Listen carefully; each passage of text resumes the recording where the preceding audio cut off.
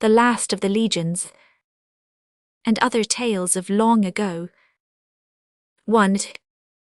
The last of the legions.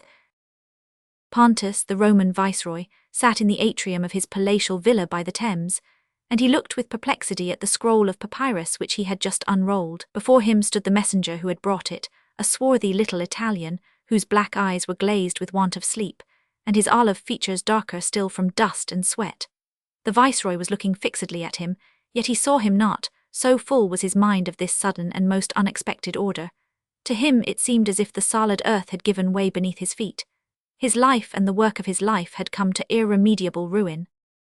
"Very good," he said at last in a hard, dry voice, "you can go." The man saluted and staggered out of the hall. A yellow-haired British majordomo came forward for orders. "Is the general there?" "He is waiting, Your Excellency." "Then show him in and leave us together."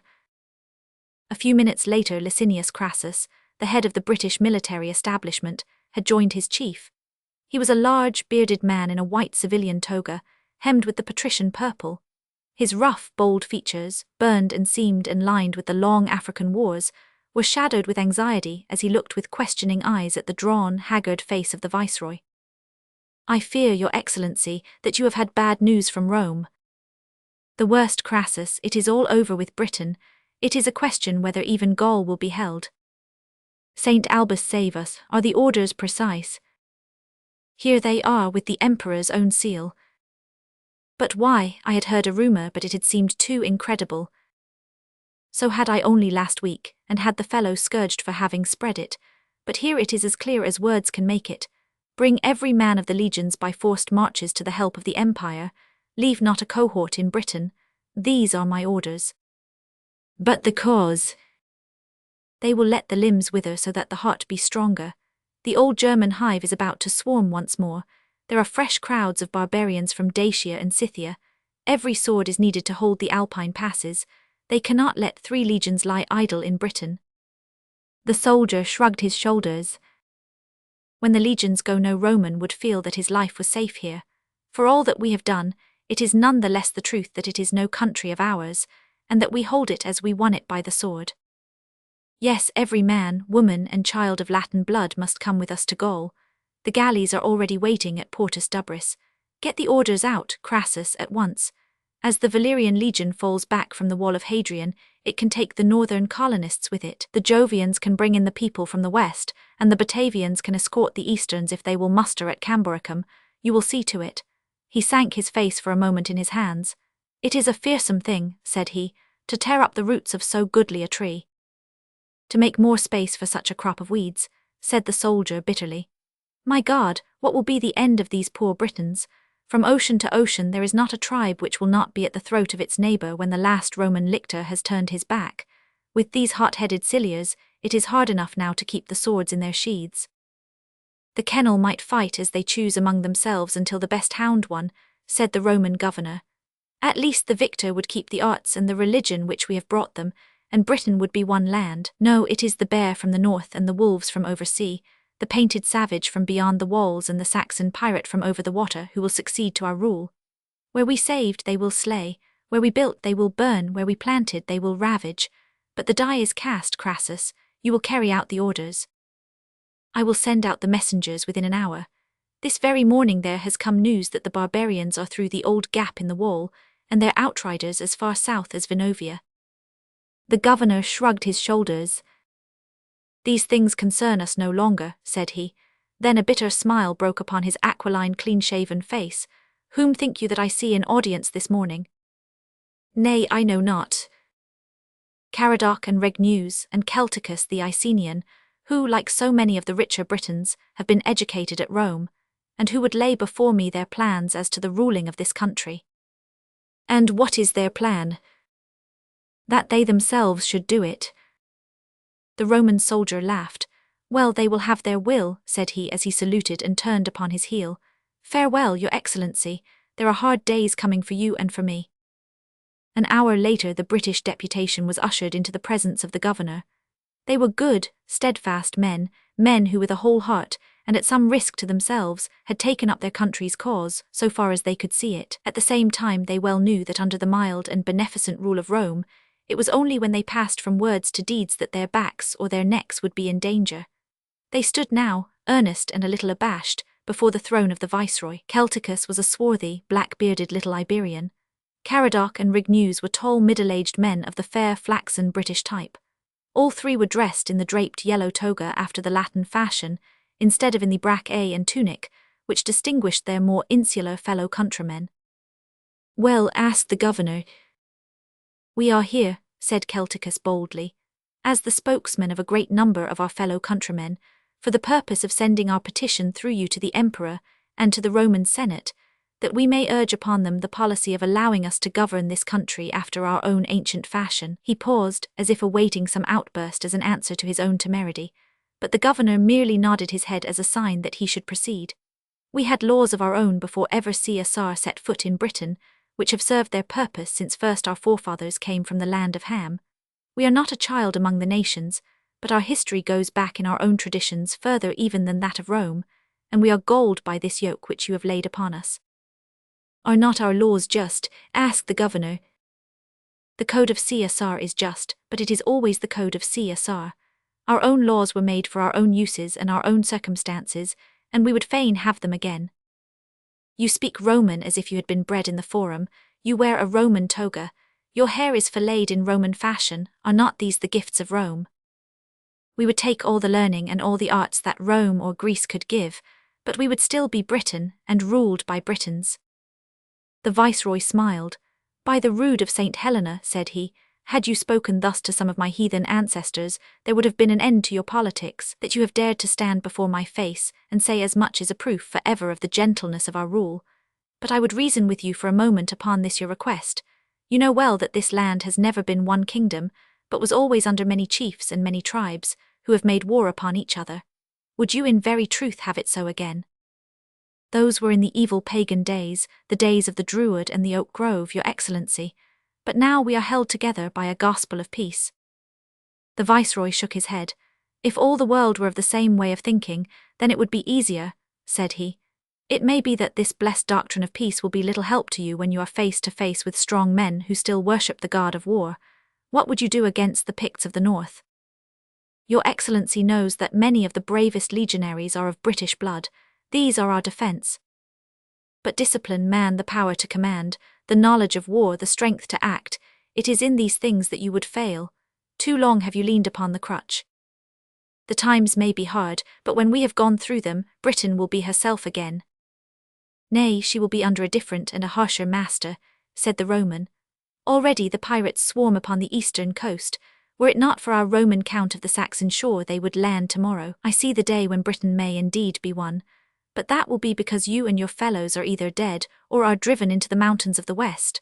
All goes into the melting pot, and if a better Albion should come forth from it, it will be after ages of strife, and neither you nor your people will have part or lot in it." Rigneuse, the tall young Celt, smiled. "With the help of God and our own right arms we should hope for a better end," said he. "Give us but the chance and we will bear the brunt." "You are as men that are lost," said the viceroy sadly. "I see this broad land with its gardens and orchards, its fair villas and its walled towns, its bridges and its roads, all the work of Rome. Surely it will pass even as a dream, and these 300 years of settled order will leave no trace behind. For learn that it will indeed be as you wish, and that this very day the orders have come to me that the legions are to go." The three Britons looked at each other in amazement. Their first impulse was towards a wild exultation, but reflection and doubt followed close upon its heels. "This is indeed wondrous news," said Celticus. "This is a day of days to the motherland. When do the legions go, your excellency, and what troops will remain behind for our protection?" "The legions go at once," said the viceroy. "You will doubtless rejoice to hear that within a month there will be no Roman soldier in the island, nor, indeed, a Roman of any sort, age, or sex, if I can take them with me." The faces of the Britons were shadowed, and Caradoc, a grave and thoughtful man, spoke for the first time. "But this is over sudden, your excellency," said he. "There is much truth in what you have said about the pirates. From my villa near the fort of Anderida, I saw 80 of their galleys only last week, and I know well that they would be on us like ravens on a dying ox. For many years to come, it would not be possible for us to hold them off. The viceroy shrugged his shoulders. It is your affair now, said he. Rome must look to herself. The last traces of joy had passed from the faces of the Britons. Suddenly the future had started up clearly before them, and they quailed at the prospect.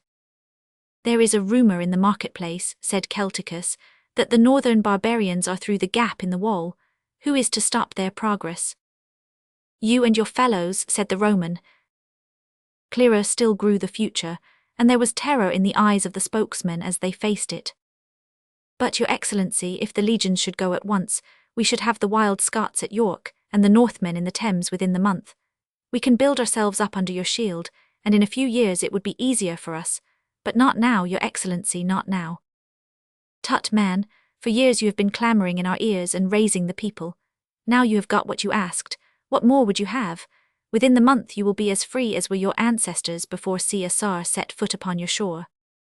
For God's sake, Your Excellency, put our words out of your head. The matter had not been well considered. We will send to Rome. We will ride post-haste ourselves. We will fall at the emperor's feet. We will kneel before the Senate and beg that the legions remain. The Roman proconsul rose from his chair and motioned that the audience was at an end. You will do what you please, said he. I and my men are for Italy. And even as he said, so was it, for before the spring had ripened into summer, the troops were clanking down the Via Aurelia on their way to the Ligurian passes, whilst every road in Gaul was dotted with the carts, and the wagons which bore the breeder Roman refugees on their weary journey to their distant country. But ere another summer had passed, Celticus was dead, for he was flayed alive by the pirates, and his skin nailed upon the door of a church near Caister. Rigneus, too, was dead, for he was tied to a tree and shot with arrows when the painted men came to the sacking of Isca. Caradoc only was alive, but he was a slave to Elder the Red Caledonian, and his wife was mistress to Mordred the wild chief of the western Cymri. From the ruined wall in the north to Vectes in the south, blood and ruin and ashes covered the fair land of Britain. And after many days it came out fairer than ever, but, even as the Roman had said, neither the Britons nor any men of their blood came into the heritage of that which had been their own. Chapter 2. The Last Galley. Mutato nomen de te Britannia fabula narrata. It was a spring morning, 146 years before the coming of Christ. The North African coast, with its broad hem of golden sand, its green belt of feathery palm trees, and its background of barren, red-scarped hills, shimmered like a dream country in the opal light. Save for a narrow edge of snow-white surf, the Mediterranean lay blue and serene as far as the eye could reach. In all its vast expanse there was no break but for a single galley, which was slowly making its way from the direction of Sicily and heading for the distant harbour of Carthage. Seen from afar it was a stately and beautiful vessel, deep red in colour, double-banked with scarlet oars, its broad, flapping sail stained with Tyrian purple, its bulwarks gleaming with brass work. A brazen, three-pronged ram projected in front, and a high golden figure of Baal, the god of the Phoenicians, children of Canaan, shone upon the afterdeck. From the single high mast above the huge sail streamed the tiger-striped flag of Carthage.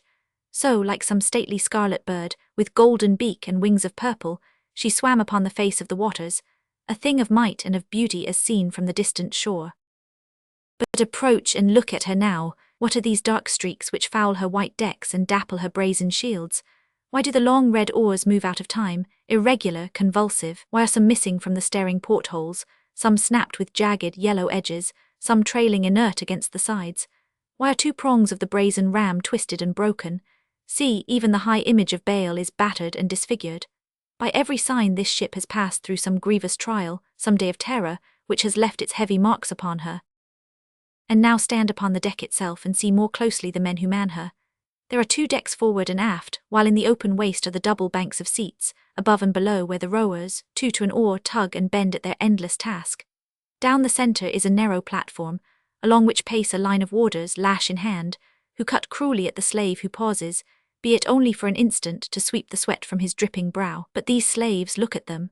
Some are captured Romans, some Sicilians, many black Libyans, but all are in the last exhaustion, their weary eyelids drooped over their eyes, their lips thick with black crusts and pink with bloody froth, their arms and backs moving mechanically to the hoarse chant of the overseer. Their bodies of all tints from ivory to jet are stripped to the waist, and every glistening back shows the angry stripes of the warders.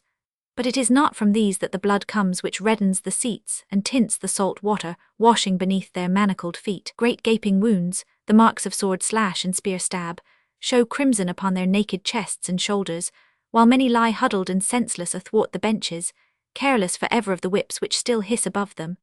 Now we can understand those empty portholes and those trailing oars. Nor were the crew in better case than their slaves. The decks were littered with wounded and dying men. It was but a remnant who still remained upon their feet. The most lay exhausted upon the foredeck, while a few of the more zealous were mending their shattered armor, restringing their bows, or cleaning the deck from the marks of combat. Upon a raised platform at the base of the mast stood the sailing master who conned the ship, his eyes fixed upon the distant point of Megara, which screened the eastern side of the Bay of Carthage.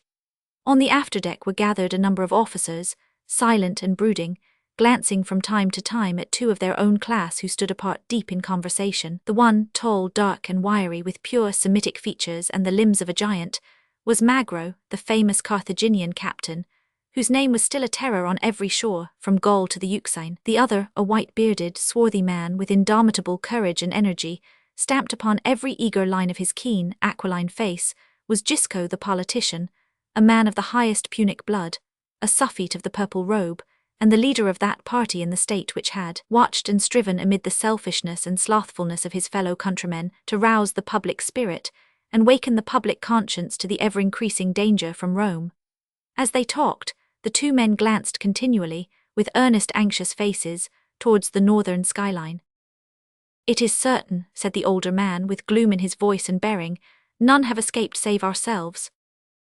"I did not leave the press of the battle whilst I saw one ship which I could succour," Magro answered. "As it was, we came away, as you saw, like a wolf which has a hound hanging on to either haunch. The Roman dogs can show the wolf bites which prove it. Had any other galley won clear, they would surely be with us by now, since they have no place of safety save Carthage." The younger warrior glanced keenly ahead to the distant point which marked his native city. Already the low, leafy hill could be seen, dotted with the white villas of the wealthy Phoenician merchants. Above them, a gleaming dot against the pale blue morning sky, shone the brazen roof of the citadel of Byassa, which capped the sloping town. "Already they can see us from the watchtowers," he remarked. "Even from afar they may know the galley of Black Magro, but which of all of them will guess that we alone remain of all that goodly fleet which sailed out with blare of trumpet and roll of drum but 1 short month ago?" The patrician smiled bitterly. "If it were not for our great ancestors and for our beloved country, the Queen of the Waters," said he, "I could find it in my heart to be glad at this destruction which has come upon this vain and feeble generation. You have spent your life upon the seas, Magro. You do not know how it has been with us on the land, but I have seen this canker grow upon us which now leads us to our death. I and others have gone down into the marketplace to plead with the people, and been pelted with mud for our pains. Many a time have I pointed to Rome and said, 'Behold these people who bear arms themselves, each man for his own duty and pride. How can you who hide behind mercenaries hope to stand against them?' 100 times I have said it." "And had they no answer?" asked the rover. "Rome was far off and they could not see it, so to them it was nothing," the old man answered. "Some thought of trade and some of votes and some of profits from the state, but none would see that the state itself, the mother of all things, was sinking to her end. So might the bees debate who should have wax or honey when the torch was blazing which would bring to ashes the hive and all therein. Are we not rulers of the sea? Was not Hannibal a great man? Such were their cries, living ever in the past and blind to the future. Before that sun sets there will be tearing of hair and rending of garments, but what will that now avail us?" "It is some sad comfort," said Magro, "to know that what Rome holds she cannot keep." "Why say you that? When we go down she is supreme in all the world." "For a time, and only for a time," Magro answered gravely. "Yet you will smile, perchance, when I tell you how it is that I know it. There was a wise woman who lived in that part of the Tin Islands which juts forth into the sea, and from her lips I have heard many things, but not one which has not come aright. Of the fall of our own country, and even of this battle, from which we now return, she told me clearly. There is much strange lore amongst these savage peoples in the west of the land of Tin." "What said she of Rome?" "That she also would fall, even as we, weakened by her riches and her factions." Gisco rubbed his hands. "That at least makes our own fall less bitter," said he. "But since we have fallen and Rome will fall, who in turn may hope to be Queen of the Waters?" "That also I asked her," said Magro. and gave her my Tyrian belt with the golden buckle as a guerdon for her answer. But indeed it was too high payment for the tale she told, which must be false if all else she said was true. She would have it that in coming days it was her own land, this fog-girt isle where painted savages can scarce row a wicker coracle from point to point, which shall at last take the trident which Carthage and Rome have dropped. The smile which flickered upon the old patrician's keen features died away suddenly, and his fingers closed upon his companion's wrist. The other had sat rigid, his head advanced, his hawk eyes upon the northern skyline. Its straight blue horizon was broken by two low black dots. "Galleys," whispered Gisco. The whole crew had seen them. They clustered along the starboard bulwarks, pointing and chattering. For a moment the gloom of defeat was lifted, and a buzz of joy ran from group to group at the thought that they were not alone, that someone had escaped the great carnage as well as themselves. "By the spirit of Baal," said Black Magro, "I could not have believed that any could have fought clear from such a welter. Could it be young Hamilcar in the Africa, or is it Benevur in the blue Syrian ship? We three with others may form a squadron and make head against them yet. If we hold our course, they will join us ere we round the harbour mole." Slowly the injured galley toiled on her way, and more swiftly the two newcomers swept down from the north. Only a few miles off lay the green point and the white houses which flanked the great African city. Already upon the headland could be seen a dark group of waiting townsmen. Gisco and Magro were still watching with puckered gaze the approaching galleys, when the brown Libyan boatswain, with flashing teeth and gleaming eyes, rushed upon the poop, his long thin arm stabbing to the north. "Romans," he cried, "Romans!" A hush had fallen over the great vessel. Only the wash of the water and the measured rattle and beat of the oars broke in upon the silence. "By the horns of God's altar, I believe the fellow is right," cried old Gisco. "See how they swoop upon us like falcons, they are full manned and full oared." "Plain wood unpainted," said Magro. "See how it gleams yellow where the sun strikes it. And yonder thing beneath the mast, is it not the cursed bridge they use for boarding?"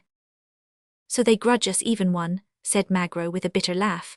"Not even one galley shall return to the old sea mother. Well, for my part I would as soon have it so. I am of a mind to stop the oars and await them." "It is a man's thought," answered old Gisco, "but the city will need us in the days to come. What shall it profit us to make the Roman victory complete? Nay, Magro, let the slaves row as they never rowed before, not for our own safety, but for the profit of the state." So the great red ship laboured and lurched onwards, like a weary panting stag which seeks shelter from his pursuers, while ever swifter and ever nearer sped the two lean fierce galleys from the north. Already the morning sun shone upon the lines of low Roman helmets above the bulwarks, and glistened on the silver wave where each sharp prow shot through the still blue water. Every moment the ships drew nearer, and the long thin scream of the Roman trumpets grew louder upon the ear. Upon the high bluff of Megara there stood a great concourse of the people of Carthage who had hurried forth from the city upon the news that the galleys were in sight. They stood now, rich and poor, effete and plebeian, white Phoenician and dark Kabyle, gazing with breathless interest at the spectacle before them. Some hundreds of feet beneath them, the Punic galley had drawn so close that with their naked eyes they could see those stains of battle which told their dismal tale. The Romans, too, were heading in such a way that it was before their very faces that their ship was about to be cut off. And yet of all this multitude not one could raise a hand in its defence. Some wept in impotent grief, some cursed with flashing eyes and knotted fists, some on their knees held up appealing hands to Baal. But neither prayer, tears, nor curses could undo the past nor mend the present. That broken, crawling galley meant that their fleet was gone. Those two fierce darting ships meant that the hands of Rome were already at their throat. Behind them would come others and others, the innumerable trained hosts of the great Republic, long mistress of the land, now dominant also upon the waters. In a month, 2 months, 3 at the most, their armies would be there, and what could all the untrained multitudes of Carthage do to stop them? "Nay," cried one more hopeful than the rest, "at least we are brave men with arms in our hands." "Fool," said another, "is it not such talk which has brought us to our ruin? What is the brave man untrained to the brave man trained? When you stand before the sweep and rush of a Roman legion you may learn the difference." "Then let us train." "Too late, a full year is needful to turn a man to a soldier. Where will your city be within the year? Nay, there is but one chance for us. If we give up our commerce and our colonies, if we strip ourselves of all that made us great, then perchance the Roman conqueror may hold his hand." And already the last sea fight of Carthage was coming swiftly to an end before them. Under their very eyes the 2 Roman galleys had shot in, one on either side of the vessel of Black Magro. They had grappled with him, and he, desperate in his despair, had cast the crooked flukes of his anchors over their gunwales, and bound them to him in an iron grip, whilst with hammer and crowbar he burst great holes in his own sheathing. The last Punic galley should never be rowed into Ostia, a sight for the holiday-makers of Rome. She would lie in her own waters, and the fierce, dark soul of her rover captain glowed as he thought that not alone should she sink into the depths of the mother sea. Too late did the Romans understand the man with whom they had to deal.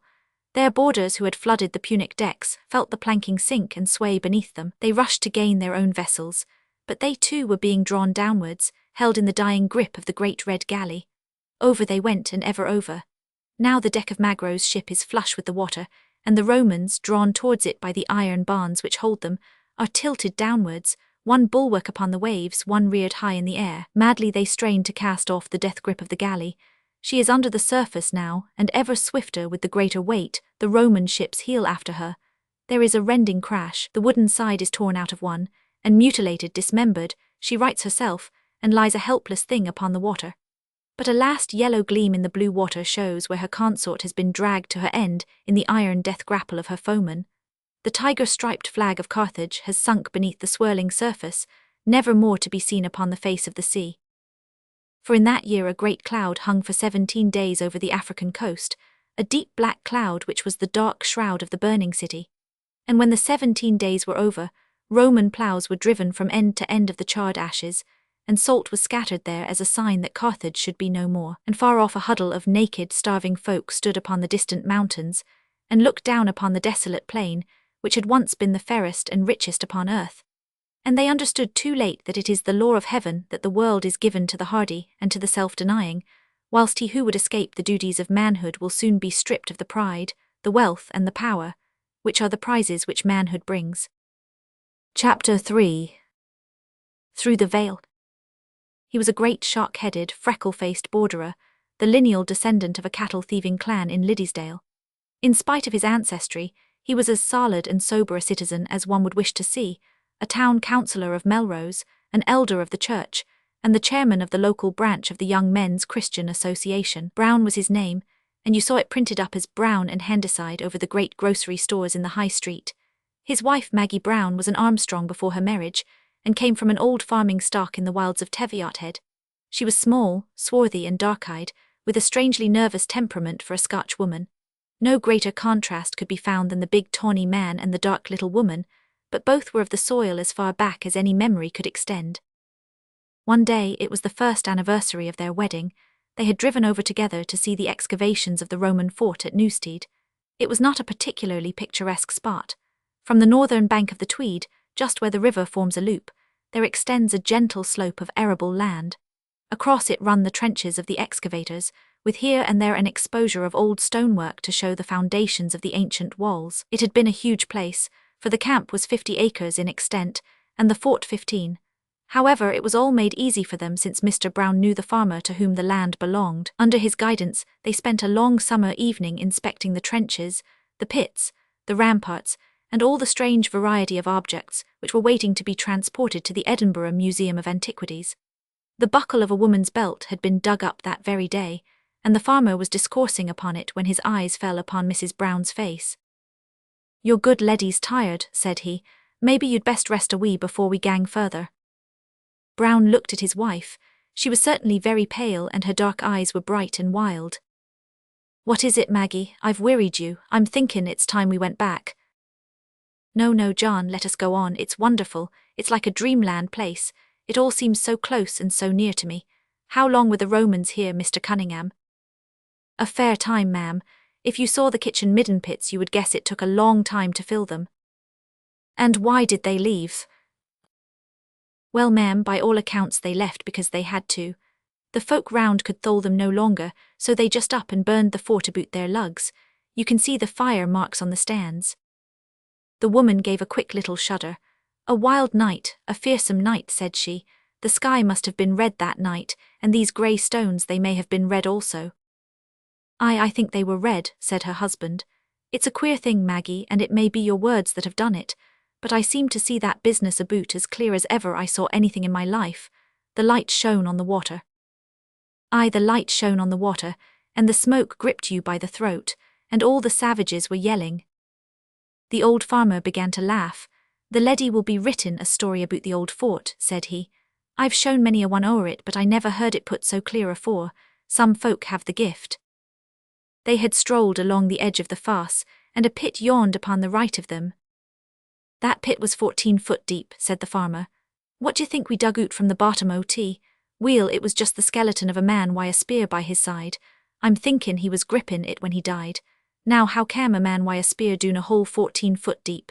He wasna buried there, for they aye burned their dead. What make ye o' that, ma'am? He sprang doon to get clear of the savages, said the woman.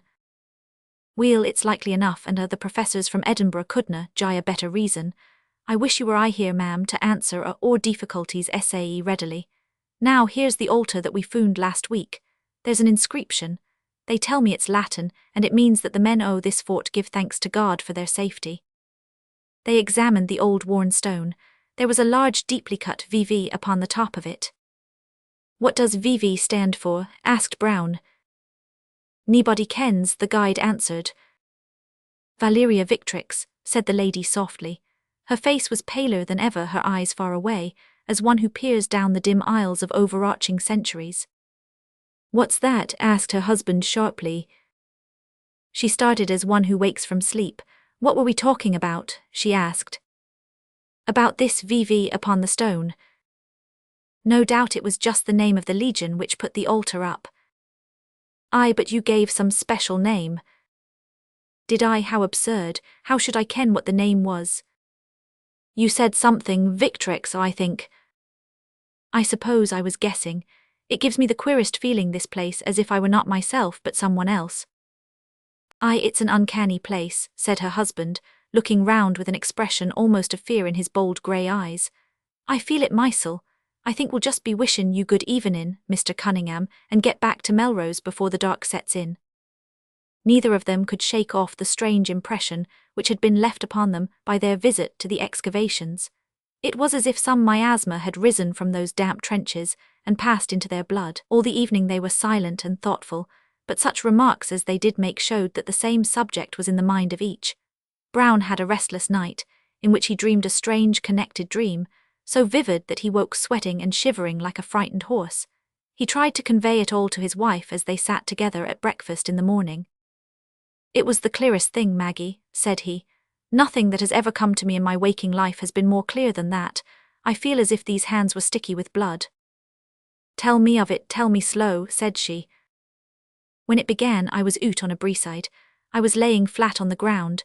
It was rough and there were clumps of heather. All round me was just darkness, but I could hear the rustle and the breathin' of men. There seemed a great multitude on every side of me, but I could see no one. There was a low chink of steel sometimes, and then a number of voices would whisper, "Hush!"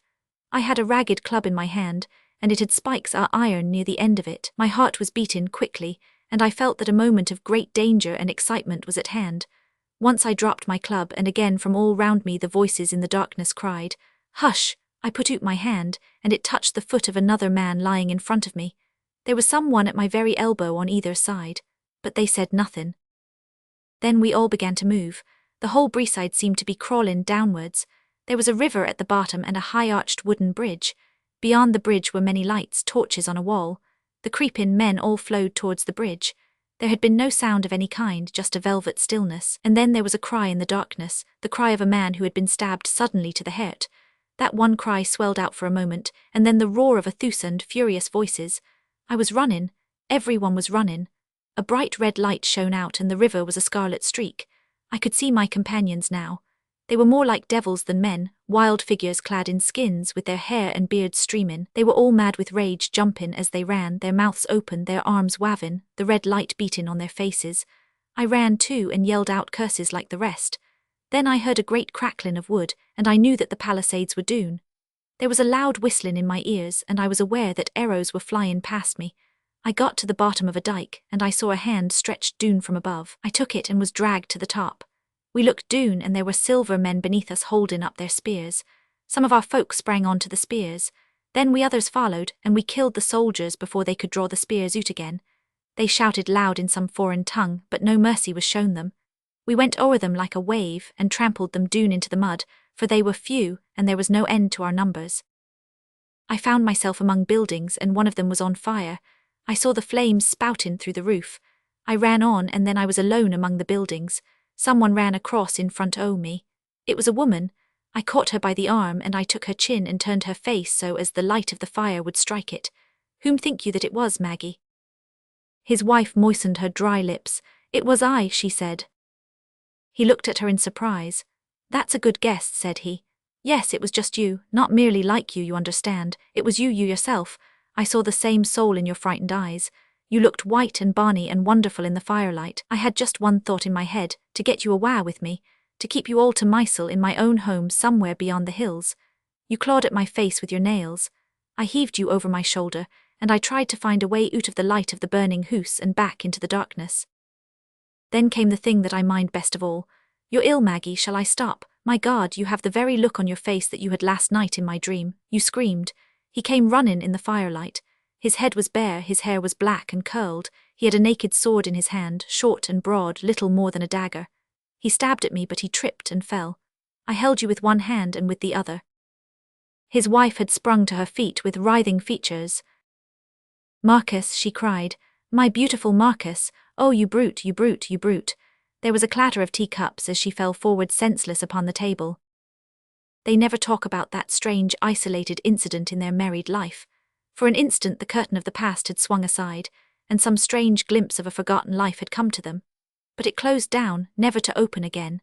They lived their narrow round, he in his shop, she in her household, and yet new and wider horizons have vaguely formed themselves around them since that summer evening by the crumbling Roman fort. 4. The coming of the Huns.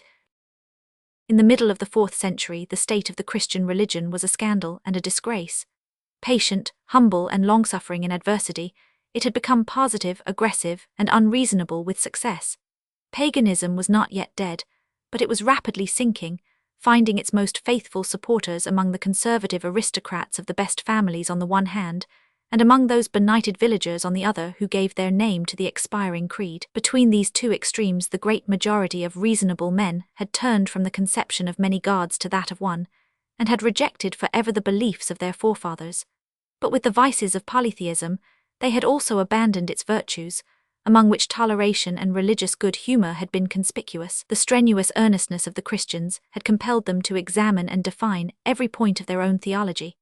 But as they had no central authority by which such definitions could be checked, it was not long before 100 heresies had put forward their rival views, while the same earnestness of conviction led the stronger bands of schismatics to endeavor, for conscience' sake, to force their views upon the weaker, and thus to cover the Eastern world with confusion and strife.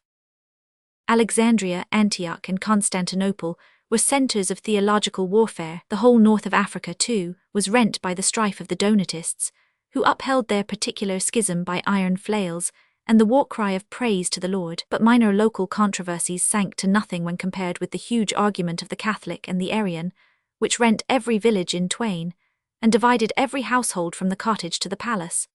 The rival doctrines of the Homoousian and of the Homoousian, containing metaphysical differences so attenuated that they could hardly be stated, turned bishop against bishop, and congregation against congregation. The ink of the theologians and the blood of the fanatics was spilled in floods on either side, and gentle followers of Christ were horrified to find that their faith was responsible for such a state of riot and bloodshed as had never yet disgraced the religious history of the world. Many of the more earnest among them, shocked and scandalized, slipped away to the Libyan desert, or to the solitude of Pontus, there to await in self-denial and prayer that second coming which was supposed to be at hand. Even in the deserts they could not escape the echo of the distant strife, and the hermits themselves scowled fiercely from their dens at passing travellers who might be contaminated by the doctrines of Athanasius or of Arius. Such a hermit was Simon Maillard, of whom I write. A Trinitarian and a Catholic, he was shocked by the excesses of the persecution of the Arians, which could be only matched by the similar outrages with which these same Arians in the day of their power avenged their treatment on their brother Christians. Weary of the whole strife, and convinced that the end of the world was indeed at hand, he left his home in Constantinople and travelled as far as the Gothic settlements in Dacia, beyond the Danube, in search of some spot where he might be free from the never-ending disputes. Still journeying to the north and east, he crossed the river which we now call the Dniester, and there, finding a rocky hill rising from an immense plain, he formed a cell near its summit, and settled himself down to end his life in self-denial and meditation. There were fish in the stream, the country teemed with game, and there was an abundance of wild fruits, so that his spiritual exercises were not unduly interrupted by the search of sustenance for his mortal frame. In this distant retreat he expected to find absolute solitude, but the hope was in vain. Within a week of his arrival, in an hour of worldly curiosity, he explored the edges of the high rocky hill upon which he lived. Making his way up to a cleft which was hung with olives and myrtles, he came upon a cave in the opening of which sat an aged man, white-bearded, white-haired, and infirm, a hermit like himself. So long had this stranger been alone that he had almost forgotten the use of his tongue. But at last, words coming more freely, he was able to convey the information that his name was Paul of Nicopolis, that he was a Greek citizen, and that he also had come out into the desert for the saving of his soul, and to escape from the contamination of heresy. "Little I thought, brother Simon," said he, "that I should ever find anyone else who had come so far upon the same holy errand. In all these years, and they are so many that I have lost count of them, I have never seen a man, save indeed one or two wandering shepherds far out upon yonder plain." From where they sat, the huge steppe, covered with waving grass and gleaming with a vivid green in the sun, stretched away as level and as unbroken as the sea to the eastern horizon. Simon Maillard stared across it with curiosity. "Tell me, brother Paul," said he, "you who have lived here so long, what lies at the further side of that plain?" The old man shook his head. "There is no further side to the plain," said he. "It is the earth's boundary and stretches away to eternity. For all these years I have sat beside it, but never once have I seen anything come across it. It is manifest that if there had been a further side, there would certainly at some time have come some traveller from that direction. Over the great river yonder is the Roman post of Tyres, but that is a long day's journey from here, and they have never disturbed my meditations." "On what do you meditate, brother Paul?" "At first I meditated on many sacred mysteries, but now, for 20 years, I have brooded continually on the nature of the Logos. What is your view upon that vital matter, brother Simon?" "Surely," said the younger man, "there can be no question as to that. The Logos is assuredly but a name used by St. John to signify the deity." The old hermit gave a hoarse cry of fury, and his brown, withered face was convulsed with anger. Seizing the huge cudgel which he kept to beat off the wolves, he shook it murderously at his companion. "Out with you, out of my cell," he cried. "Have I lived here so long to have it polluted by a vile Trinitarian, a follower of the rascal Athanasius? Wretched idolater, learn once for all that the Logos is in truth an emanation from the deity, and in no sense equal or co-eternal with him. Out with you, I say, or I will dash out your brains with my staff." It was useless to reason with the furious Arian, and Simon withdrew in sadness and wonder that at this extreme verge of the known earth the spirit of religious strife should still break upon the peaceful solitude of the wilderness. With hanging head and heavy heart, he made his way down the valley, and climbed up once more to his own cell, which lay at the crown of the hill, with the intention of never again exchanging visits with his Arian neighbour. Here for a year dwelt Simon Maillard, leading a life of solitude and prayer. There was no reason why anyone should ever come to this outermost point of human habitation. Once a young Roman officer, Caius Crassus, rode out a day's journey from Tyres and climbed the hill to have speech with the anchorite. He was of an equestrian family and still held his belief in the old dispensation.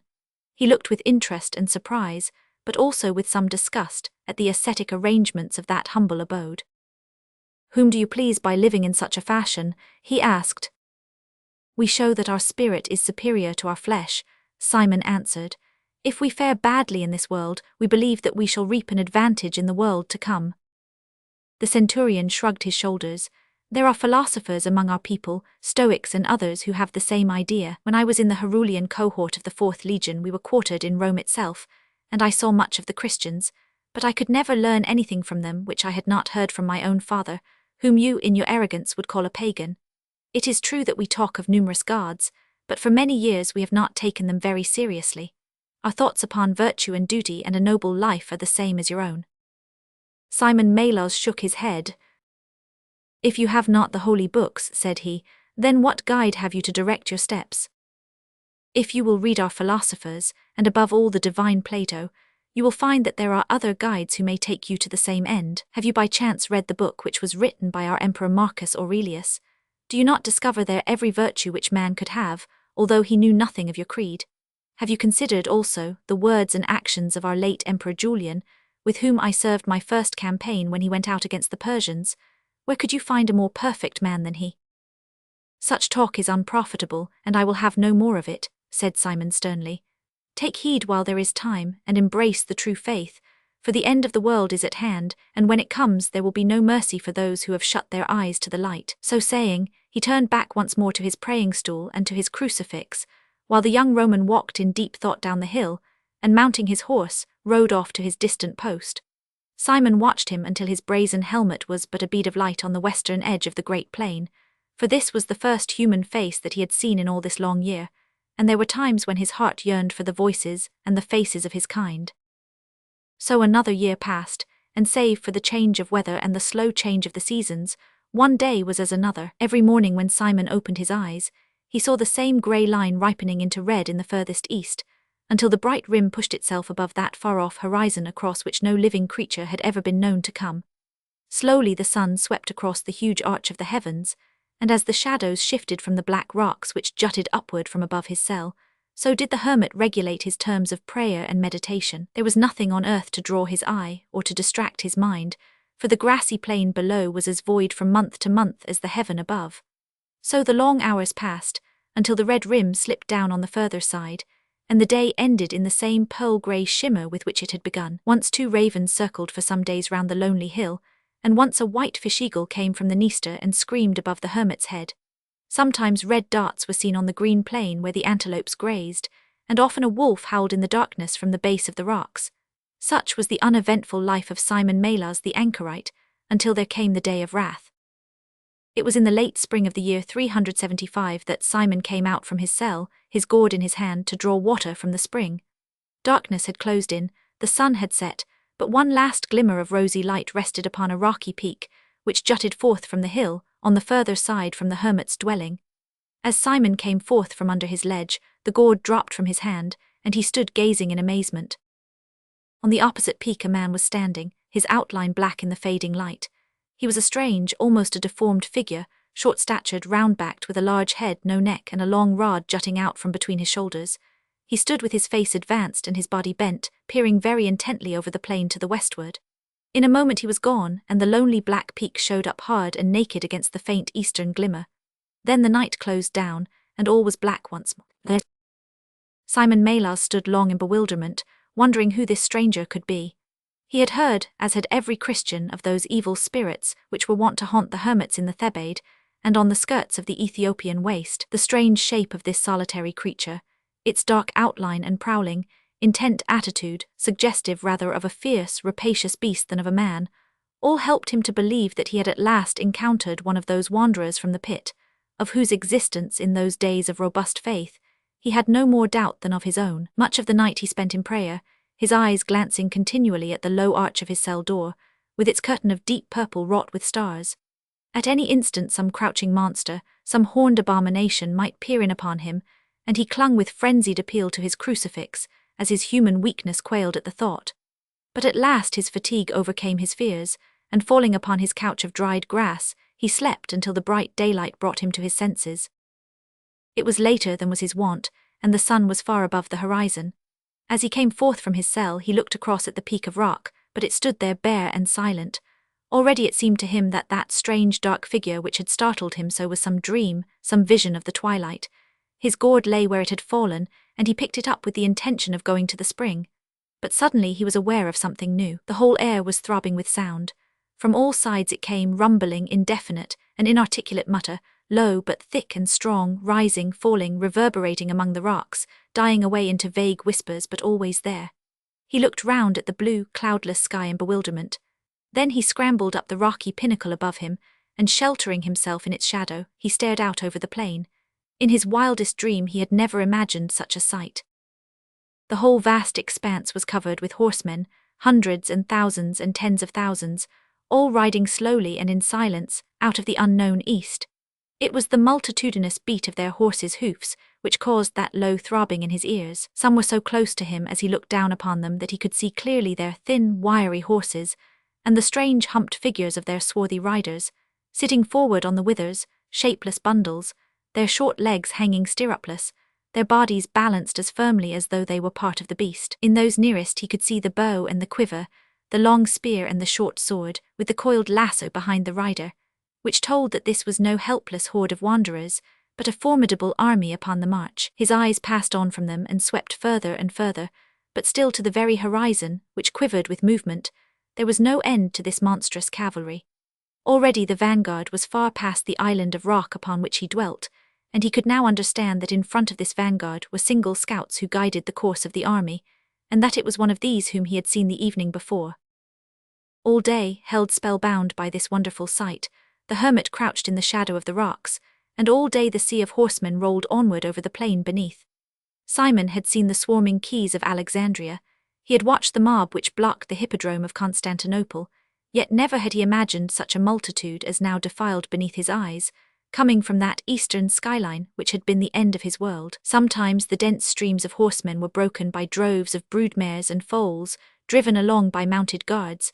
Sometimes there were herds of cattle, sometimes there were lines of wagons with skin canopies above them, but then once more after every break came the horsemen, the hundreds and the thousands and the tens of thousands, slowly, ceaselessly, silently drifting from the east to the west.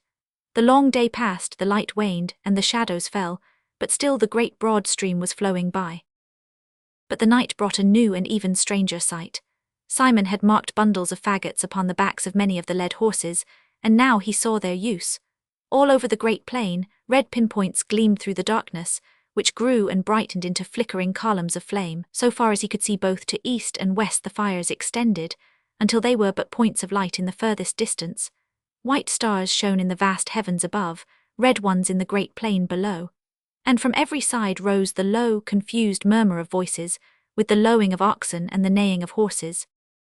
Simon had been a soldier and a man of affairs before ever he forsook the world, and the meaning of all that he had seen was clear to him. History told him how the Roman world had ever been assailed by fresh swarms of barbarians, coming from the outer darkness, and that the Eastern Empire had already, in its 50 years of existence since Constantine had moved the capital of the world to the shores of the Bosphorus, been tormented in the same way.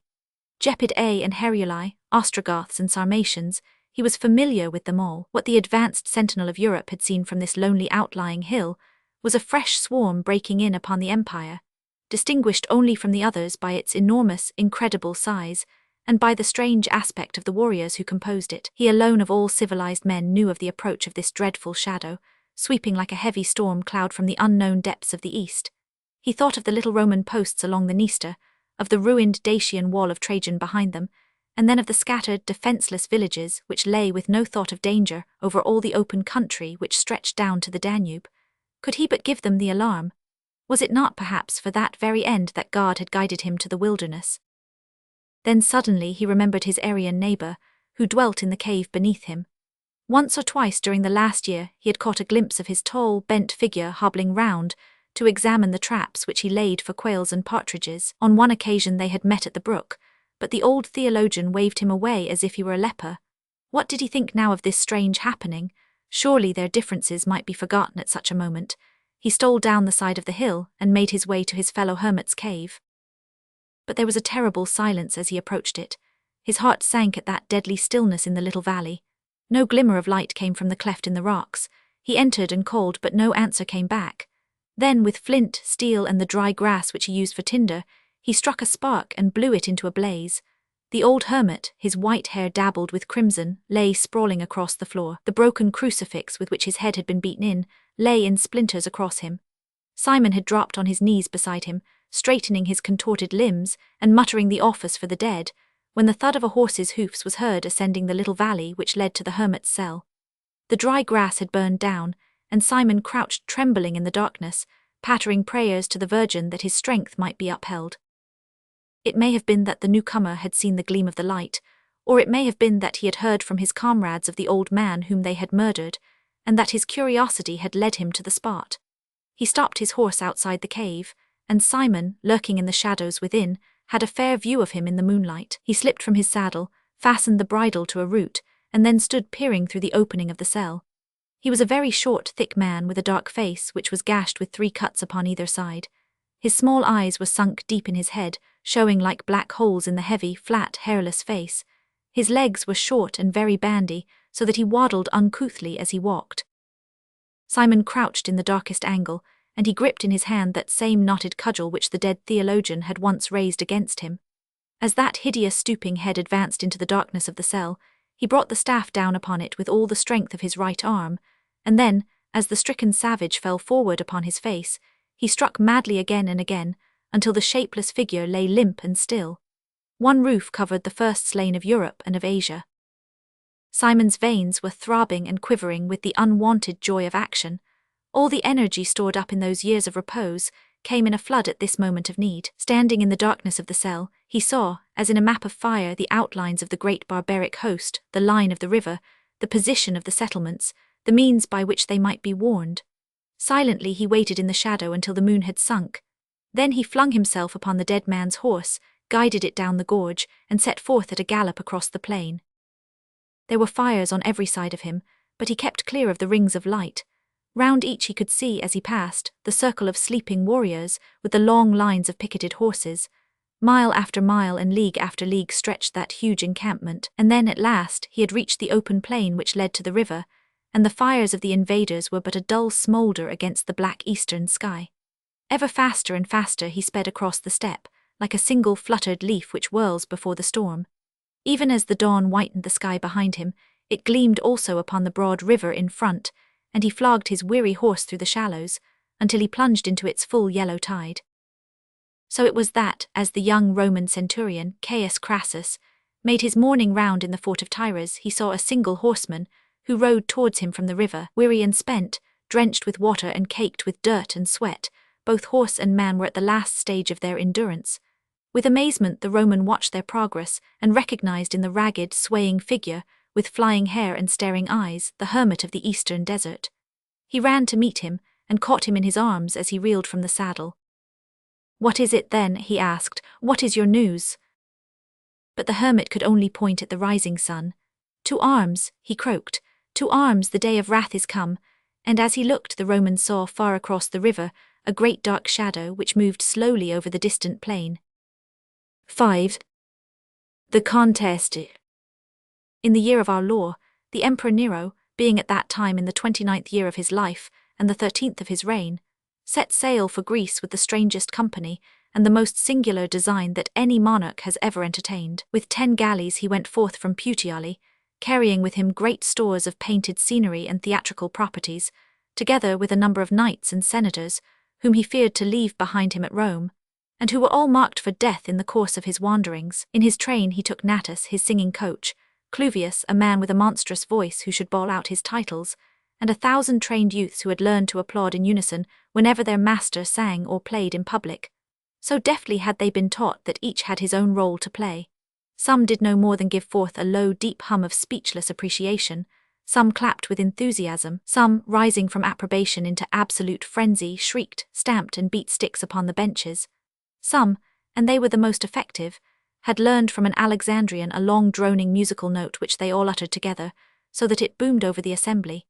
With the aid of these mercenary admirers, Nero had every hope, in spite of his indifferent voice and clumsy execution, to return to Rome, bearing with him the chaplets for song offered for free competition by the Greek cities. As his great gilded galley with 2 tiers of oars passed down the Mediterranean, the emperor sat in his cabin all day, his teacher by his side, rehearsing from morning to night those compositions which he had selected, whilst every few hours a Nubian slave massaged the imperial throat with oil and balsam, that it might be ready for the great ordeal which lay before it in the land of poetry and song. His food, his drink, and his exercise were prescribed for him, as for an athlete who trains for a contest, and the twanging of his lyre, with the strident notes of his voice, resounded continually from the imperial quarters. Now it chanced that there lived in those days a Grecian goat-herd named Polycles, who tended and partly owned a great flock which grazed upon the long flanks of the hills near Heroia, which is 5 miles north of the river Alpheus, and no great distance from the famous Olympia. This person was noted over all the countryside as a man of strange gifts and singular character. He was a poet who had twice been crowned for his verses, and he was a musician to whom the use and sound of an instrument were so natural that one would more easily meet him without his staff than his harp. Even in his lonely vigils on the winter hills he would bear it always slung over his shoulder, and would pass the long hours by its aid, so that it had come to be part of his very self. He was beautiful also, swarthy and eager, with a head like Adonis, and in strength there was no one who could compete with him, but all was ruined by his disposition, which was so masterful that he would brook no opposition nor contradiction. For this reason he was continually at enmity with all his neighbours, and in his fits of temper he would spend months at a time in his stone hut among the mountains, hearing nothing from the world, and living only for his music and his goats. One spring morning in the year of 67, Polycles, with the aid of his boy Doris, had driven his goats over to a new pasturage which overlooked from afar the town of Olympia. Gazing down upon it from the mountain, the shepherd was surprised to see that a portion of the famous amphitheatre had been roofed in, as though some performance was being enacted. Living far from the world and from all news, Polycles could not imagine what was afoot, for he was well aware that the Grecian games were not due for 2 years to come. Surely some poetic or musical contest must be proceeding of which he had heard nothing. If so, there would perhaps be some chance of his gaining the votes of the judges, and in any case he loved to hear the compositions and admire the execution of the great minstrels who assembled on such an occasion. Calling to Doris, therefore, he left the goats to his charge and strode swiftly away, his harp upon his back, to see what was going forward in the town. When Polycles came into the suburbs, he found them deserted, but he was still more surprised when he reached the main street to see no single human being in the place. He hastened his steps, therefore, and as he approached the theatre he was conscious of a low, sustained hum which announced the concourse of a huge assembly. Never in all his dreams had he imagined any musical competition upon so vast a scale as this. There were some soldiers clustering outside the door, but Polycles pushed his way swiftly through them, and found himself upon the outskirts of the multitude who filled the great space formed by roofing over a portion of the National Stadium. Looking around him, Polycles saw a great number of his neighbours, whom he knew by sight, tightly packed upon the benches, all with their eyes fixed upon the stage. He also observed that there were soldiers round the walls, and that a considerable part of the hall was filled by a body of youths of foreign aspect, with white gowns and long hair. All this he perceived, but what it meant he could not imagine. He bent over to a neighbour to ask him, but a soldier prodded him at once with the butt end of his spear, and commanded him fiercely to hold his peace. The man whom he had addressed, thinking that Polycles had demanded a seat, pressed closer to his neighbour, and so the shepherd found himself sitting at the end of the bench which was nearest to the door. Thence he concentrated himself upon the stage, on which Metas, a well-known minstrel from Corinth and an old friend of Polycles, was singing and playing without much encouragement from the audience. To Polycles it seemed that Metas was having less than his due, so he applauded loudly, but he was surprised to observe that the soldiers frowned at him, and that all his neighbours regarded him with some surprise. Being a man of strong and obstinate character, he was the more inclined to persevere in his clapping when he perceived that the general sentiment was against him. But what followed filled the shepherd poet with absolute amazement. When Metas of Corinth had made his bow and withdrawn to half-hearted and perfunctory applause, there appeared upon the stage, amid the wildest enthusiasm upon the part of the audience, a most extraordinary figure. He was a short fat man, neither old nor young, with a bull neck and a round, heavy face which hung in creases in front like the dewlap of an ox. He was absurdly clad in a short blue tunic, braced at the waist with a golden belt. His neck and part of his chest were exposed, and his short fat legs were bare from the buskins below to the middle of his thighs, which was as far as his tunic extended. In his hair were 2 golden wings, and the same upon his heels, after the fashion of the god Mercury. Behind him walked a negro bearing a harp, and beside him a richly dressed officer who bore rolls of music. This strange creature took the harp from the hands of the attendant, and advanced to the front of the stage, whence he bowed and smiled to the cheering audience. This is some foppish singer from Athens, thought Polycles to himself, but at the same time he understood that only a great master of song could receive such a reception from a Greek audience. This was evidently some wonderful performer whose reputation had preceded him. Polycles settled down, therefore, and prepared to give his soul up to the music. The blue-clad player struck several chords upon his lyre, and then burst suddenly out into the Ode of Niobe. Polycles sat straight up on his bench and gazed at the stage in amazement. The tune demanded a rapid transition from a low note to a high, and had been purposely chosen for this reason. The low note was a grunting, a rumble, the deep discordant growling of an ill-conditioned dog. Then suddenly the singer threw up his face, straightened his tubby figure, rose upon his tiptoes, and with wagging head and scarlet cheeks emitted such a howl as the same dog might have given had his growl been checked by a kick from his master. All the while the lyre twanged and thrummed, sometimes in front of and sometimes behind the voice of the singer. But what amazed Palicles most of all was the effect of this performance upon the audience. Every Greek was a trained critic, and as unsparing in his hisses as he was lavish in his applause. Many a singer far better than this absurd fop had been driven amid execration and abuse from the platform, but now, as the man stopped and wiped the abundant sweat from his fat face, the whole assembly burst into a delirium of appreciation. The shepherd held his hands to his bursting head and felt that his reason must be leaving him. It was surely a dreadful musical nightmare, and he would wake soon and laugh at the remembrance.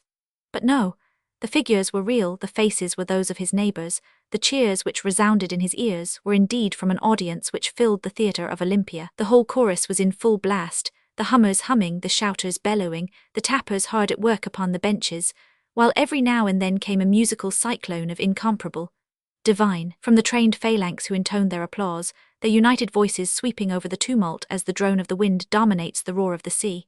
It was madness, insufferable madness. If this were allowed to pass, there was an end of all musical justice in Greece. Palicles' conscience would not permit him to be still. Standing upon his bench with waving hands and upraised voice, he protested with all the strength of his lungs against the mad judgment of the audience. At first, amid the tumult, his action was hardly noticed. His voice was drowned in the universal roar which broke out afresh at each bow and smirk from the fatuous musician. But gradually, the folk round Palicles ceased clapping, and stared at him in astonishment. The silence grew in ever-widening circles, until the whole great assembly sat mute, staring at this wild and magnificent creature who was storming at them from his perch near the door. "Fools," he cried, "what are you clapping at? What are you cheering? Is this what you call music? Is this cat-calling to earn an Olympian prize? The fellow has not a note in his voice. You are either deaf or mad, and I for one cry shame upon you for your folly." Soldiers ran to pull him down, and the whole audience was in confusion, some of the bolder cheering the sentiments of the shepherd, and others crying that he should be cast out of the building. Meanwhile the successful singer, having handed his lyre to his Negro attendant, was enquiring from those around him on the stage as to the cause of the uproar. Finally a herald with an enormously powerful voice stepped forward to the front, and proclaimed that if the foolish person at the back of the hall, who appeared to differ from the opinion of the rest of the audience, would come forward upon the platform, he might, if he dared, exhibit his own powers, and see if he could outdo the admirable and wonderful exhibition which they had just had the privilege of hearing. Palicles sprang readily to his feet at the challenge, and the great company making way for him to pass, he found himself a minute later standing in his unkempt garb, with his frayed and weather-beaten harp in his hand, before the expectant crowd. He stood for a moment tightening a string here and slackening another there until his chords rang true. Then, amid a murmur of laughter and jeers from the Roman benches immediately before him, he began to sing. He had prepared no composition, but he had trained himself to improvise, singing out of his heart for the joy of the music. He told of the land of Eli's, beloved of Jupiter, in which they were gathered that day, of the great bare mountain slopes, of the swift shadows of the clouds, of the winding blue river, of the keen air of the uplands, of the chill of the evenings, and the beauties of earth and sky. It was all simple and childlike, but it went to the hearts of the Olympians, for it spoke of the land which they knew and loved. Yet when he at last dropped his hand, few of them dared to applaud, and their feeble voices were drowned by a storm of hisses and groans from his opponents. He shrank back in horror from so unusual a reception, and in an instant his blue-clad rival was in his place. If he had sung badly before, his performance now was inconceivable. His screams, his grunts, his discords, and harsh jarring cacophonies were an outrage to the very name of music. And yet every time that he paused for breath, or to wipe his streaming forehead, a fresh thunder of applause came rolling back from the audience. Palicles sank his face in his hands, and prayed that he might not be insane. Then, when the dreadful performance ceased, and the uproar of admiration showed that the crown was certainly awarded to this impostor, a horror of the audience, a hatred of this race of fools, and a craving for the peace and silence of the pastures mastered every feeling in his mind. He dashed through the mass of people waiting at the wings, and emerged in the open air. His old rival and friend Metas of Corinth was waiting there with an anxious face. "Quick, Palicles, quick," he cried. "My pony is tethered behind yonder grove, a grey he is with red trappings, Get you gone as hard as hoof will bear you, for if you are taken you will have no easy death. No easy death, what mean you, Metas? Who is the fellow? Great Jupiter, did you not know? Where have you lived? It is Nero the Emperor. Never would he pardon what you have said about his voice. Quick, man, quick, or the guards will be at your heels. An hour later the shepherd was well on his way to his mountain home, and about the same time the Emperor, having received the chaplet of Olympia for the incomparable excellence of his performance, was making enquiries with a frowning brow as to who the insolent person might be who had dared to utter such contemptuous criticisms. "Bring him to me here this instant," said he, "and let Marcus with his knife and branding iron be in attendance." "If it please you, great Caesar," said Arsenius Platus, the officer of attendance, "the man cannot be found, and there are some very strange rumors flying about." "Rumors?" cried the angry Nero. "What do you mean, Arsenius? I tell you that the fellow was an ignorant upstart with the bearing of a boar and the voice of a peacock. I tell you also that there are a good many who are as guilty as he among the people, for I heard them with my own ears raise cheers for him when he had sung his ridiculous ode. I have half a mind to burn their town about their ears, so that they may remember my visit." "It is not to be wondered at if he won their votes, Caesar," said the soldier, "for from what I hear it would have been no disgrace had you, even you, been conquered in this contest." "I conquered? You are mad, Arsenius. What do you mean?" "None know him, great Caesar. He came from the mountains, and he disappeared into the mountains. You marked the wildness and strange beauty of his face. It is whispered that for once the great god Pan has condescended to measure himself against a mortal." The cloud cleared from Nero's brow. "Of course, Arsenius, you are right. No man would have dared to brave me so. What a story for Rome. Let the messenger leave this very night, Arsenius, to tell them how their emperor has upheld their honor in Olympia this day." Chapter 6. The first cargo. Ex ovo omnia. When you left Britain with your legion, my dear Crassus, I promised that I would write to you from time to time when a messenger chanced to be going to Rome, and keep you informed as to anything of interest which might occur in this country. Personally, I am very glad that I remained behind when the troops and so many of our citizens left, for though the living is rough and the climate is infernal, still by dint of the 3 voyages which I have made for amber to the Baltic, and the excellent prices which I obtained for it here, I shall soon be in a position to retire, and to spend my old age under my own fig tree, or even perhaps to buy a small villa at Baiae or Pasquale, where I could get a good sun bath after the continued fogs of this accursed island. I picture myself on a little farm, and I read the Georgics as a preparation, but when I hear the rain falling and the wind howling, Italy seems very far away. In my previous letter, I let you know how things were going in this country. The poor folk, who had given up all soldiering during the centuries that we guarded them, are now perfectly helpless before these Picts and Scots, tattooed barbarians from the north, who overrun the whole country and do exactly what they please. So long as they kept to the north, the people in the south, who are the most numerous and also the most civilized of the Britons, took no heed of them. But now the rascals have come as far as London, and the lazy folk in these parts have had to wake up. Vortigern, the king, is useless for anything but drink or women, so he sent across to the Baltic to get over some of the North Germans, in the hope that they would come and help him. It is bad enough to have a bear in your house, but it does not seem to me to mend matters if you call in a pack of ferocious wolves as well. However, nothing better could be devised, so an invitation was sent and very promptly accepted, and it is here that your humble friend appears upon the scene. In the course of my amber trading, I had learned the Saxon speech, and so I was sent down in all haste to the Kentish shore that I might be there when our new allies came. I arrived there on the very day when their first vessel appeared, and it is of my adventures that I wish to tell you. It is perfectly clear to me that the landing of these warlike Germans in England will prove to be an event of historical importance, and so your inquisitive mind will not feel wearied if I treat the matter in some detail.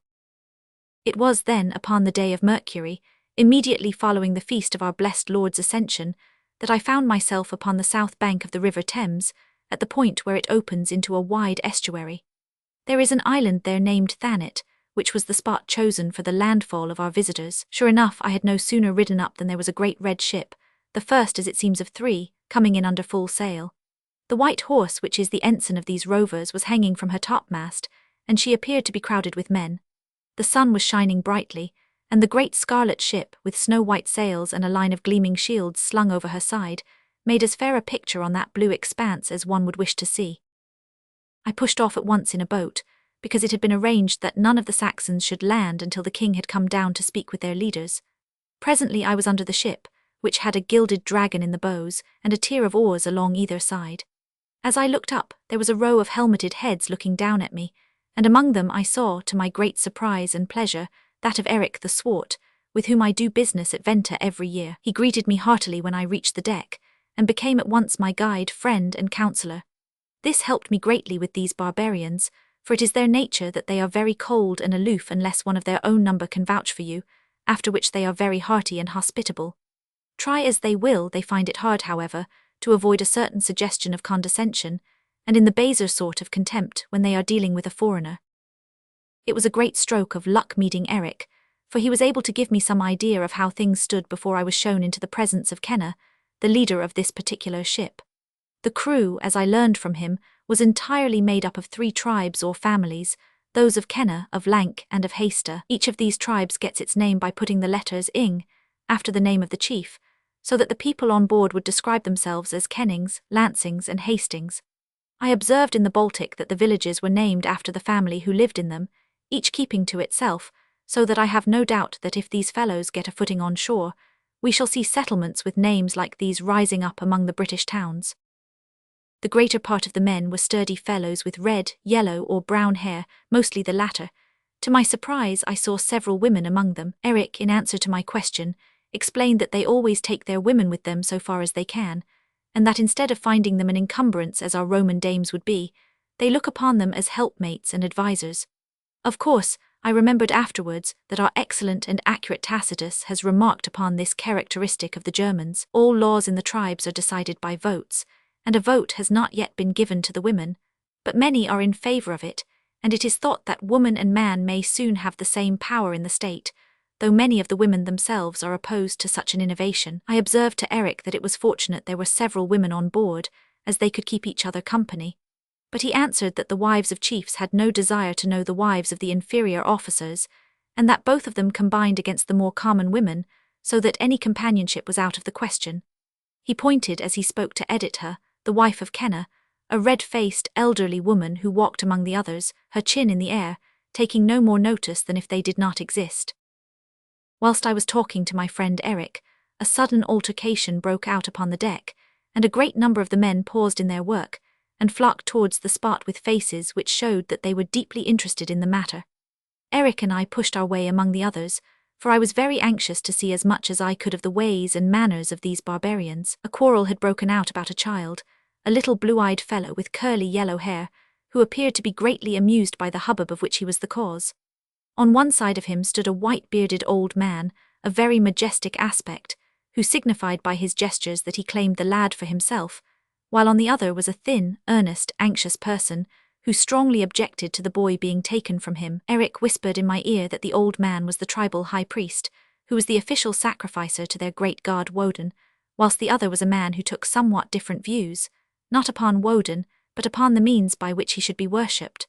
The majority of the crew were on the side of the old priest, but a certain number, who liked greater liberty of worship, and to invent their own prayers instead of always repeating the official ones, followed the lead of the younger man. The difference was too deep and too old to be healed among the grown men, but each had a great desire to impress his view upon the children.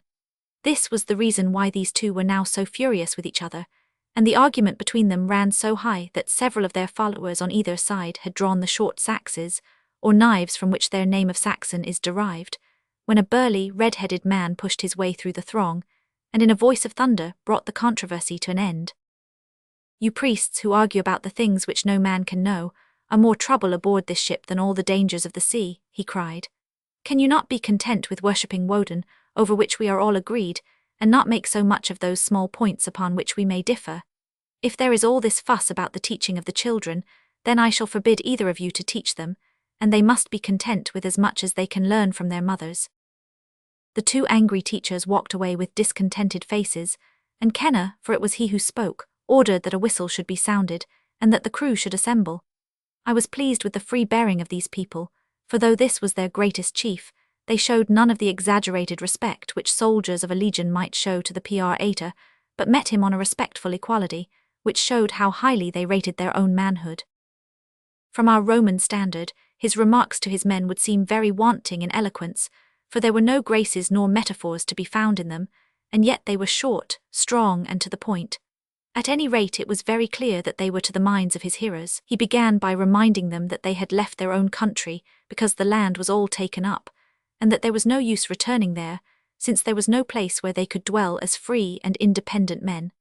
This island of Britain was but sparsely inhabited, and there was a chance that every one of them would be able to found a home of his own. "You Witter," he said, addressing some of them by name, "you will found a witting hame, and you Bucker, we shall see you in a bucking hame, where your children and your children's children will bless you for the broad acres which your valor will have gained for them." There was no word of glory or of honor in his speech, but he said that he was aware that they would do their duty, on which they all struck their swords upon their shields, so that the Britons on the beach could hear the clang. Then, his eyes falling upon me, he asked me whether I was the messenger from Vortigern, and on my answering, he bid me follow him into his cabin, where Lank and Hester, the other chiefs, were waiting for a council. Picture me then, my dear Crassus, in a very low-roofed cabin, with these 3 huge barbarians seated round me. Each was clad in some sort of saffron tunic, with a chainmail shirt over it, and a helmet with the horns of oxen on the sides, laid upon the table before him. Like most of the Saxon chiefs, their beards were shaved, but they wore their hair long, and their huge light-coloured moustaches drooped down on to their shoulders. They are gentle, slow, and somewhat heavy in their bearing, but I can well fancy that their fury is the more terrible when it does arise. Their minds seem to be of a very practical and positive nature, for they at once began to ask me a series of questions upon the numbers of the Britons, the resources of the kingdom, the conditions of its trade, and other such subjects. They then set to work arguing over the information which I had given, and became so absorbed in their own contention that I believe there were times when they forgot my presence. Everything, after due discussion, was decided between them by the vote, the one who found himself in the minority always submitting, though sometimes with a very bad grace. Indeed, on one occasion Lank, who usually differed from the others, threatened to refer the matter to the general vote of the whole crew. There was a constant conflict in the point of view, for whereas Kenner and Hester were anxious to extend the Saxon power, and to make it greater in the eyes of the world, Lank was of opinion that they should give less thought to conquest, and more to the comfort and advancement of their followers. At the same time it seemed to me that really Lank was the most combative of the 3, so much so that, even in time of peace, he could not forgo this contest with his own brethren. Neither of the others seemed very fond of him, for they were each, as was easy to see, proud of their chieftainship, and anxious to use their authority, referring continually to those noble ancestors from whom it was derived, while Lank, though he was equally well born, took the view of the common men upon every occasion, claiming that the interests of the many were superior to the privileges of the few.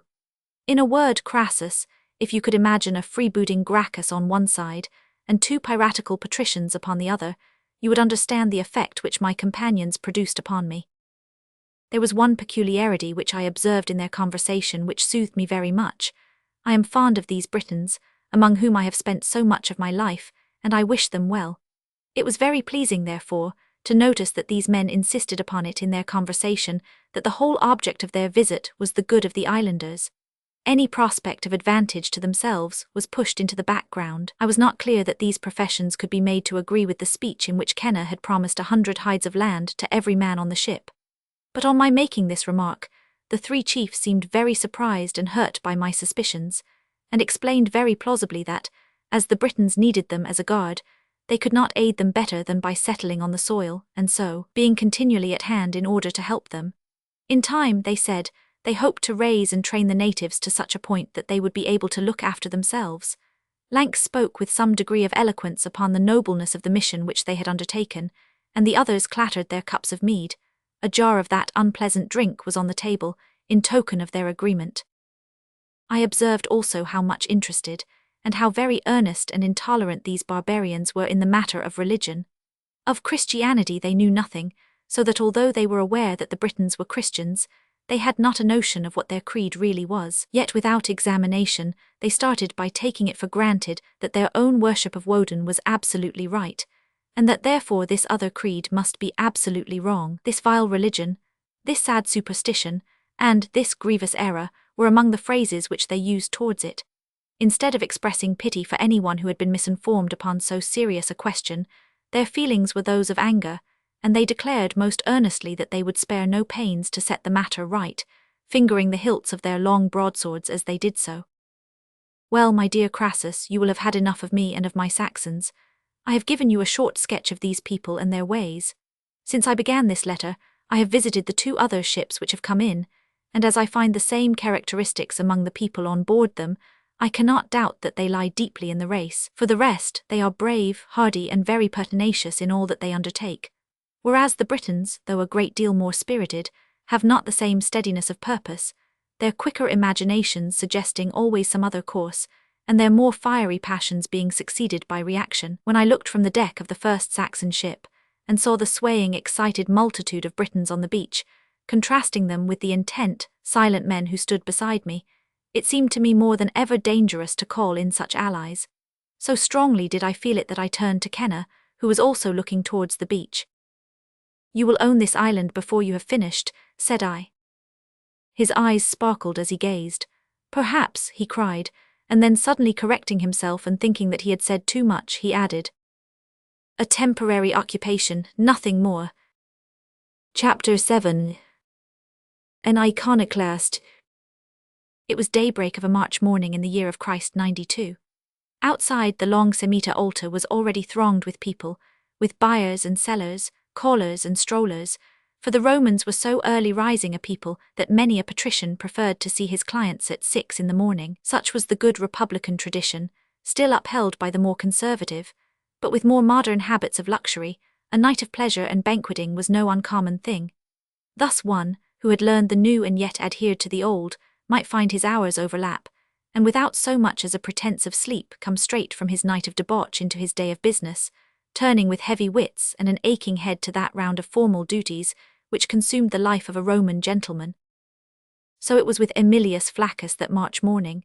He and his fellow senator, Caius Balbus, had passed the night in one of those gloomy drinking bouts to which the Emperor Domitian summoned his chosen friends at the high palace on the Palatine. Now, having reached the portals of the house of Flaccus, they stood together under the pomegranate-fringed portico which fronted the peristyle, and, confident in each other's tried discretion, made up by the freedom of their criticism, for the long self-suppression of that melancholy feast.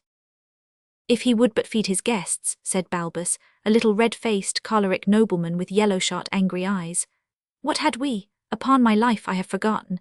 Plover's eggs, a mess of fish, some bird or other, and then his eternal apples." "Of which," said Flaccus, "he ate only the apples. Do him the justice to confess that he takes even less than he gives. At least they cannot say of him as of Vitellius that his teeth beggared the empire." "No, nor his thirst either, great as it is. That fiery Sabine wine of his could be had for a few sesterces the amphora. It is the common drink of the carters at every wine-house on the country roads. I longed for a glass of my own rich Falernian, or the mellow cone that was bottled in the year that Titus took Jerusalem. Is it even now too late? Could we not wash this rasping stuff from our palates? Nay, better come in with me now and take a bitter draught ere you go upon your way. My Greek physician Stephanos has a rare prescription for a morning head. What, your clients await you? Well, I will see you later at the Senate house." The patrician had entered his atrium, bright with rare flowers and melodious with strange singing birds. At the jaws of the hall, true to his morning duties, stood Lebs, the little Nubian slave with snow-white tunic and turban, a salver of glasses in one hand, whilst in the other he held a flask of thin lemon-tinted liquid. The master of the house filled up a bitter aromatic bumper, and was about to drink it off when his hand was arrested by a sudden perception that something was much amiss in his household. It was to be read all around him, in the frightened eyes of the black boy, in the agitated face of the keeper of the atrium, in the gloom and silence of the little knot of ordinarii, the procurator or majordomo at their head, who had assembled to greet their master. Stephanos the physician, Cleus the Alexandran reader, Promus the steward each turned his head away to avoid his master's questioning gaze. "What in the name of Pluto is the matter with you all?" cried the amazed senator, whose night of potations had left him in no mood for patience. "Why do you stand moping there? Stephanos, vaculus, is anything amiss? Here, Promus, you are the head of my household. What is it then? Why do you turn your eyes away from me?" The burly steward, whose fat face was haggard and mottled with anxiety, laid his hand upon the sleeve of the domestic beside him. "Sergius is responsible for the atrium, my lord. It is for him to tell you the terrible thing that has befallen in your absence." "Nay, it was Datus who did it. Bring him in and let him explain it himself," said Sergius in a sulky voice. The patience of the patrician was at an end. "Speak this instant, you rascal," he shouted angrily. "Another minute, and I will have you dragged to the ergastulum, where, with your feet in the stocks and the gyves round your wrists, you may learn quicker obedience. Speak, I say, and without delay." "It is the Venus," the man stammered, "the Greek Venus of Praxiteles." The senator gave a cry of apprehension and rushed to the corner of the atrium, where a little shrine, curtained off by silken drapery, held the precious statue, the greatest art treasure of his collection, perhaps of the whole world. He tore the hangings aside and stood in speechless anger before the outraged goddess. The red, perfumed lamp which always burned before her had been spilled and broken.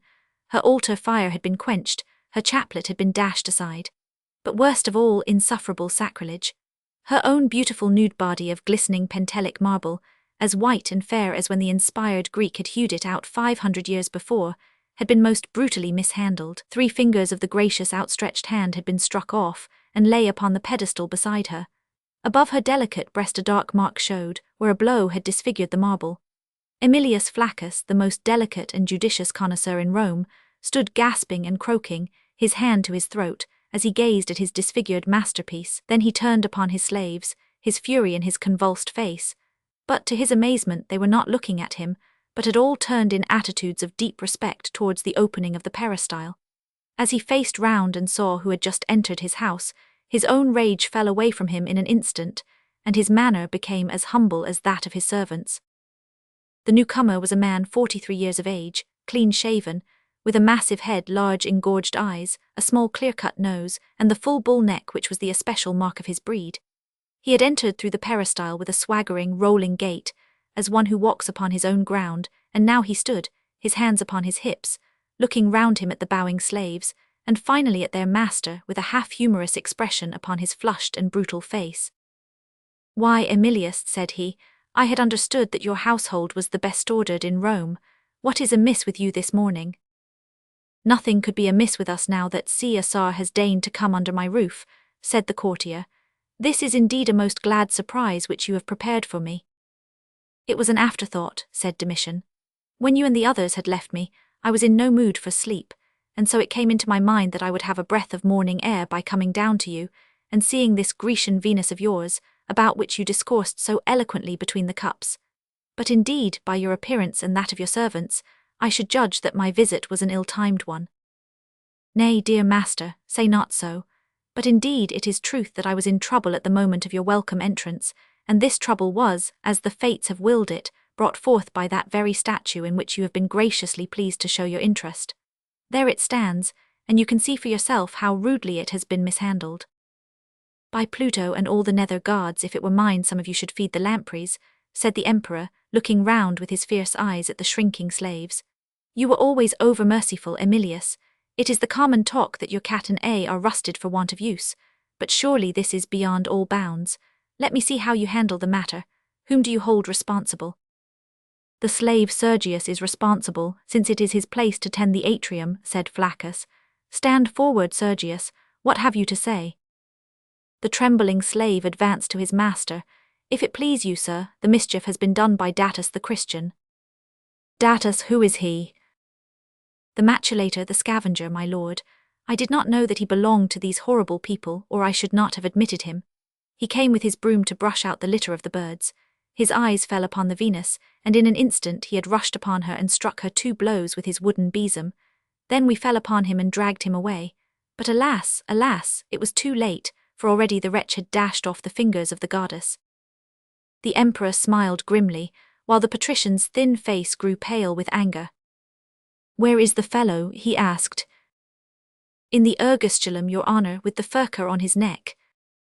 "Bring him hither and summon the household." A few minutes later the whole back of the atrium was thronged by the motley crowd, who ministered to the household needs of a great Roman nobleman. There was the archarius or account keeper with his stylum behind his ear, the sleek PR agastator who sampled all foods so as to stand between his master and poison, and beside him his predecessor, now a half-witted idiot through the interception 20 years before of a datura draft from Canidia, the cellarman, summoned from amongst his, Amphora, the cook with his basting ladle in his hand, the pompous nomenclator who ushered the guests, the cubicularius who saw to their accommodation, the silentiarius who kept order in the house, the structor who set forth the tables, the copter who carved the food, the cinerarius who lit the fires. These and many more, half curious, half terrified, came to the judging of Datus. Behind them, a chattering, giggling swarm of Lalages, Marias, Cerusas, and Amarilides, from the laundries and the spinning rooms, stood upon their tiptoes and extended their pretty wondering faces over the shoulders of the men. Through this crowd came two stout varlets leading the culprit between them. He was a small, dark, rough-headed man, with an unkempt beard and wild eyes which shone brightly with strong inward emotion. His hands were bound behind him, and over his neck was the heavy wooden collar or furca which was placed upon refractory slaves.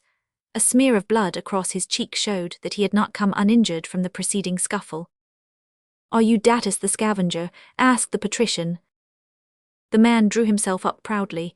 "Yes," said he, "I am Datus." "Did you do this injury to my statue?" "Yes, I did."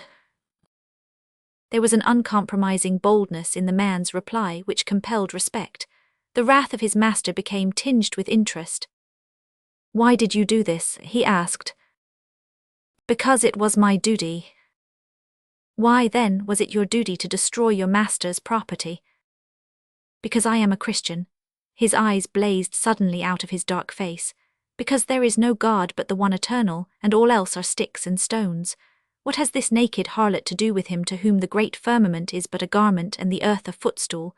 It was in his service that I have broken your statue." Domitian looked with a smile at the patrician. "You will make nothing of him," said he. "They speak even so when they stand before the lions in the arena. As to argument, not all the philosophers of Rome can break them down. Before my very face they refuse to sacrifice in my honor. Never were such impossible people to deal with.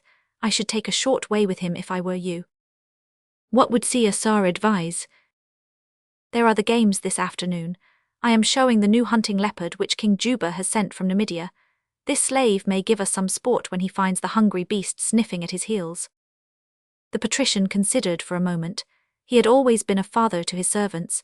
It was hateful to him to think of any injury befalling them. Perhaps even now, if this strange fanatic would show his sorrow for what he had done, it might be possible to spare him. At least it was worth trying.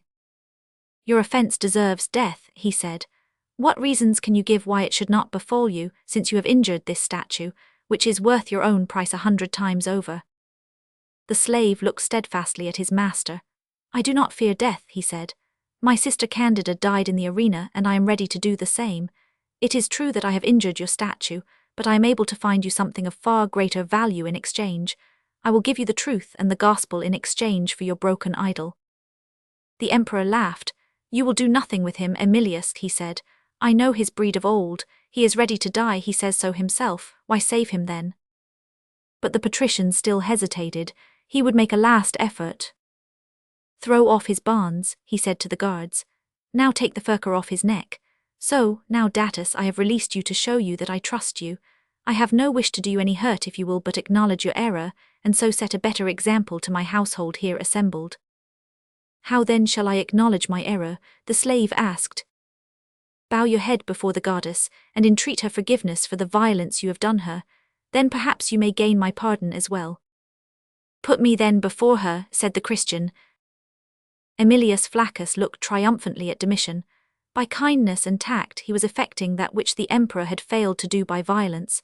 Datus walked in front of the mutilated Venus. Then with a sudden spring he tore the baton out of the hand of one of his guardians, leaped upon the pedestal and showered his blows upon the lovely marble woman. With a crack and a dull thud her right arm dropped to the ground. Another fierce blow and the left had followed. Flaccus danced and screamed with horror, while his servants dragged the raving iconoclast from his impassive victim. Domitian's brutal laughter echoed through the hall. "Well, friend, what think you now?" he cried. "Are you wiser than your emperor? Can you indeed tame your Christian with kindness?" Emilius Flaccus wiped the sweat from his brow. "He is yours, great Caesar, do with him as you will." "Let him be at the gladiators' entrance of the circus an hour before the games begin," said the emperor. "Now, Emilius, the night has been a merry one. My Ligurian galley waits by the river quay. Come, cool your head with a spin to Ostia ere the business of state calls you to the Senate." Chapter 8. Giant Maximin. Aye, the coming of Giant Maximin. Many are the strange vicissitudes of history.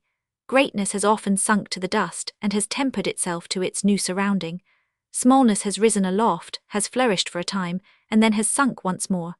Rich monarchs have become poor monks, brave conquerors have lost their manhood, eunuchs and women have overthrown armies and kingdoms. Surely there is no situation which the mind of man could invent, which has not taken shape, and been played out upon the world stage. But of all the strange careers and of all the wondrous happenings, stranger than Charles in his monastery or Justin on his throne, there stands the case of giant Maximin, what he attained, and how he attained it. Let me tell the sober facts of history, tinged only by that colouring to which the more austere historians could not condescend. It is a record as well as a story. In the heart of Thrace, some 10 miles north of the Rhodope Mountains, there is a valley which is named Harpessus, after the stream which runs down it. Through this valley lies the main road from the east to the west, and along the road, returning from an expedition against the Alani, there marched, upon the 5th day of the month of June in the year 210, a small but compact Roman army. It consisted of 3 legions, the Jovian, the Cappadocian, and the men of Hercules. 10 term A of Gallic cavalry led the van, whilst the rear was covered by a regiment of Batavian horse guards, the immediate attendants of the Emperor Septimius Severus, who had conducted the campaign in person. The peasants who lined the low hills which fringed the valley looked with indifference upon the long files of dusty, heavily burdened infantry, but they broke into murmurs of delight at the gold-faced cuirasses and high brazen horsehair helmets of the guardsmen, applauding their stalwart figures, their martial bearing, and the stately black chargers which they rode. A soldier might know that it was the little weary men with their short swords, their heavy pikes over their shoulders, and their square shields slung upon their backs, who were the real terror of the enemies of the empire. But to the eyes of the wondering Thracians, it was this troop of glittering Apollos who bore Rome's victory upon their banners, and upheld the throne of the purple-togaed prince who rode before them. Among the scattered groups of peasants who looked on from a respectful distance at this military pageant, there were 2 men who attracted much attention from those who stood immediately around them. The one was commonplace enough, a little grey-headed man, with uncouth dress and a frame which was bent and warped by a long life of arduous toil, goat driving and wood chopping, among the mountains. It was the appearance of his youthful companion which had drawn the amazed observation of the bystanders. In stature he was such a giant as is seen but once or twice in each generation of mankind. 8 feet and 2 inches was his measure from his sandaled sole to the topmost curls of his tangled hair. Yet for all his mighty stature, there was nothing heavy or clumsy in the man. His huge shoulders bore no redundant flesh, and his figure was straight and hard and supple as a young pine tree. A frayed suit of brown leather clung close to his giant body, and a cloak of undressed sheepskin was slung from his shoulder. His bold blue eyes, shock of yellow hair and fair skin, showed that he was of Gothic or northern blood, and the amazed expression upon his broad frank face as he stared at the passing troops told of a simple and uneventful life in some back valley of the Macedonian mountains. "I fear your mother was right when she advised that we keep you at home," said the old man anxiously. "Tree-cutting and wood-carrying will seem but dull work after such a sight as this." "When I see mother next it will be to put a golden torque round her neck," said the young giant. "And you, Daddy, I will fill your leather pouch with gold pieces before I have done." The old man looked at his son with startled eyes. "You would not leave us, Thecla. What could we do without you?" "My place is down among yonder men," said the young man. "I was not born to drive goats and carry logs, but to sell this manhood of mine in the best market. There is my market in the Emperor's own guard. Say nothing, Daddy, for my mind is set, and if you weep now it will be to laugh hereafter. I will to great Rome with the soldiers." The daily march of the heavily laden Roman legionary was fixed at 20 miles, but on this afternoon, though only half the distance had been accomplished, the silver trumpets blared out their welcome news that a camp was to be formed. As the men broke their ranks, the reason of their light march was announced by the decurions. It was the birthday of Getae, the younger son of the emperor, and in his honor there would be games and a double ration of wine. But the iron discipline of the Roman army required that under all circumstances certain duties should be performed, and foremost among them that the camp should be made secure. Laying down their arms in the order of their ranks, the soldiers seized their spades and axes, and worked rapidly and joyously until sloping Vallum and gaping Fossa girdled them round, and gave them safe refuge against a night attack. Then in noisy, laughing, gesticulating crowds, they gathered in their thousands round the grassy arena where the sports were to be held. A long green hillside sloped down to a level plain, and on this gentle incline the army lay watching the strife of the chosen athletes who contended before them. They stretched themselves in the glare of the sunshine, their heavy tunics thrown off, and their naked limbs sprawling, wine cups and baskets of fruit and cakes circling amongst them, enjoying rest and peace as only those can to whom it comes so rarely. The 5-mile race was over, and had been won as usual by Decurion Brennus, the crack long-distance champion of the Herculeans. Amid the yells of the Jovians, Capelus of the corps had carried off both the long and the high jump. Big Brevix the Gaul had outthrown the long guardsman Serenus with the 50-pound stone. Now, as the sun sank towards the western ridge, and turned the Harpessus to a riband of gold, they had come to the final of the wrestling, where the pliant Greek, whose name is lost in the nickname of Python, was tried out against the bull-necked lictor of the military police, a hairy Hercules, whose heavy hand had in the way of duty oppressed many of the spectators. As the two men, stripped save for their loincloths, approached the wrestling ring, cheers and counter-cheers burst from their adherents, some favouring the lictor for his Roman blood, some the Greek from their own private grudge, and then, of a sudden, the cheering died, heads were turned towards the slope away from the arena, men stood up and peered and pointed, until finally, in a strange hush, the whole great assembly had forgotten the athletes, and were watching a single man walking swiftly towards them down the green curve of the hill. This huge solitary figure, with the oaken club in his hand, the shaggy fleece flapping from his great shoulders, and the setting sun gleaming upon a halo of golden hair, might have been the tutelary god of the fierce and barren mountains from which he had issued. Even the emperor rose from his chair, and gazed with open-eyed amazement at the extraordinary being who approached them. The man, whom we already know as Thecla the Thracian, paid no heed to the attention which he had aroused, but strode onwards, stepping as lightly as a deer, until he reached the fringe of the soldiers.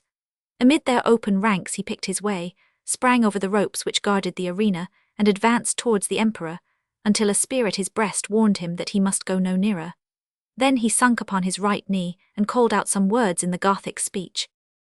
"Great Jupiter, whoever saw such a body of a man," cried the emperor, "what says he, what is amiss with the fellow, whence comes he, and what is his name?"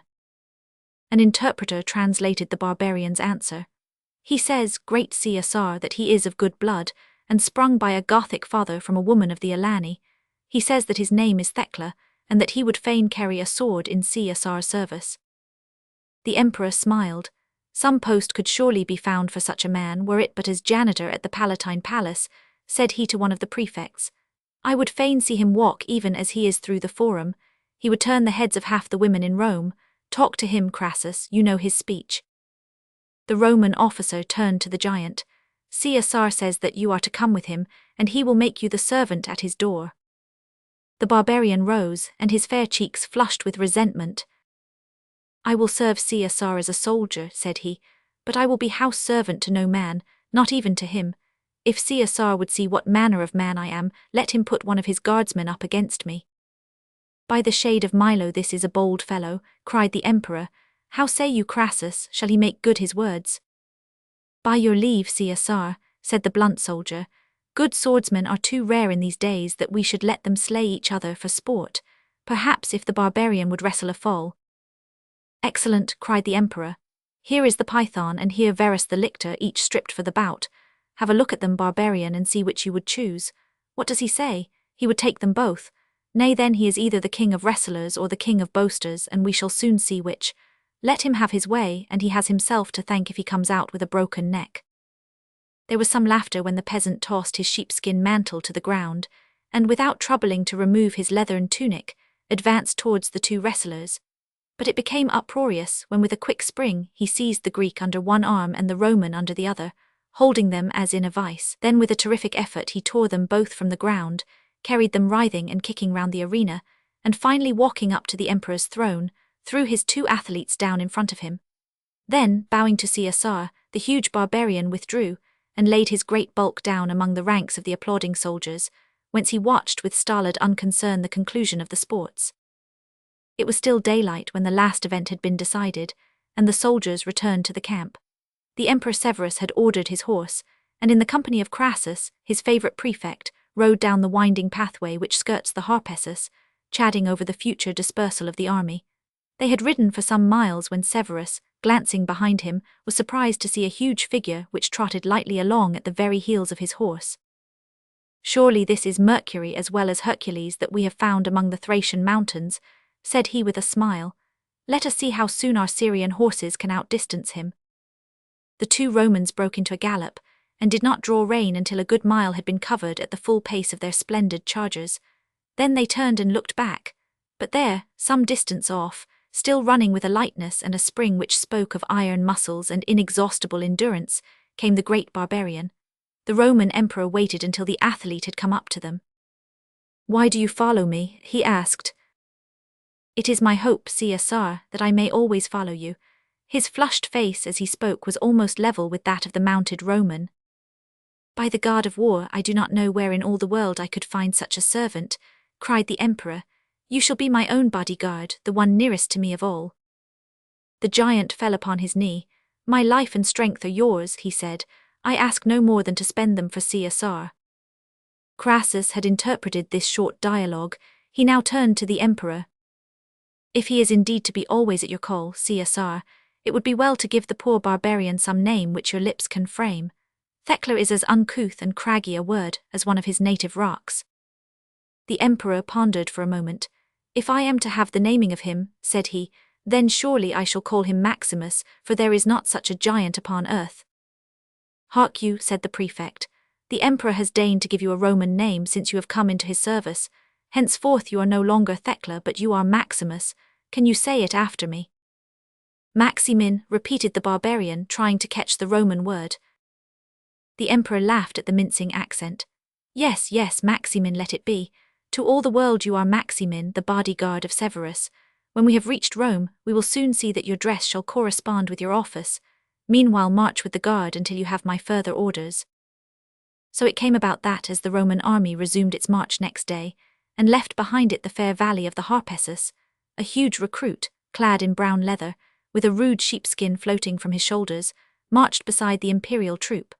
But far away in the wooden farmhouse of a distant Macedonian valley, two old country folk wept salt tears, and prayed to the gods for the safety of their boy who had turned his face to Rome. Chapter 2: The Rise of Giant Maximin. Exactly 25 years had passed since the day that Thecla, the huge Thracian peasant, had turned into Maximin, the Roman guardsman. They had not been good years for Rome. Gone forever were the great imperial days of the Hadrians and the Trajans, gone also the golden age of the two Antonines, when the highest were for once the most worthy and most wise. It had been an epoch of weak and cruel men.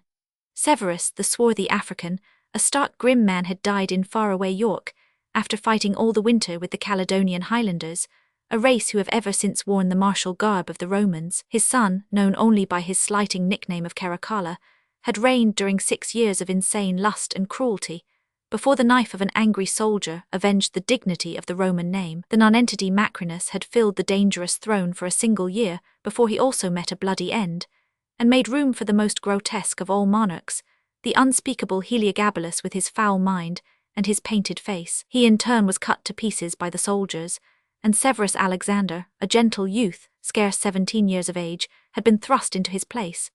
For 13 years now he had ruled, striving with some success to put some virtue and stability into the rotting empire, but raising many fierce enemies as he did so, enemies whom he had not the strength nor the wit to hold in check.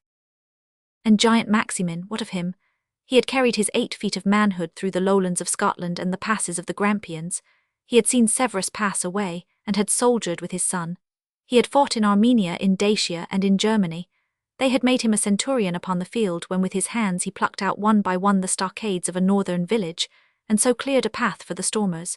His strength had been the jest and the admiration of the soldiers. Legends about him had spread through the army, and were the common gossip round the camp fires, of his duel with the German axeman on the island of the Rhine, and of the blow with his fist that broke the leg of a Scythian's horse. Gradually he had won his way upwards, until now, after quarter of a century service, he was tribune of the 4th Legion and superintendent of recruits for the whole army. The young soldier who had come under the glare of Maximin's eyes, or had been lifted up with one huge hand while he was cuffed by the other, had his first lesson from him in the discipline of the service. It was nightfall in the camp of the 4th Legion upon the Gallic shore of the Rhine. Across the moonlit water, amid the thick forests which stretched away to the dim horizon, lay the wild, untamed German tribes. Down on the river bank, the light gleamed upon the helmets of the Roman sentinels who kept guard along the river. Far away a red point rose and fell in the darkness, a watchfire of the enemy upon the further shore. Outside his tent, beside some smouldering logs, giant Maximin was seated, a dozen of his officers around him.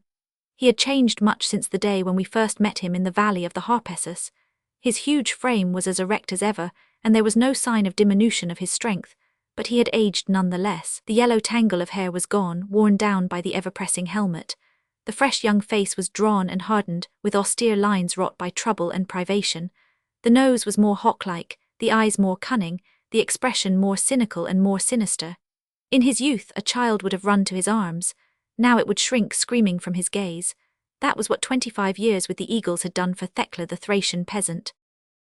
He was listening now, for he was a man of few words, to the chatter of his centurions.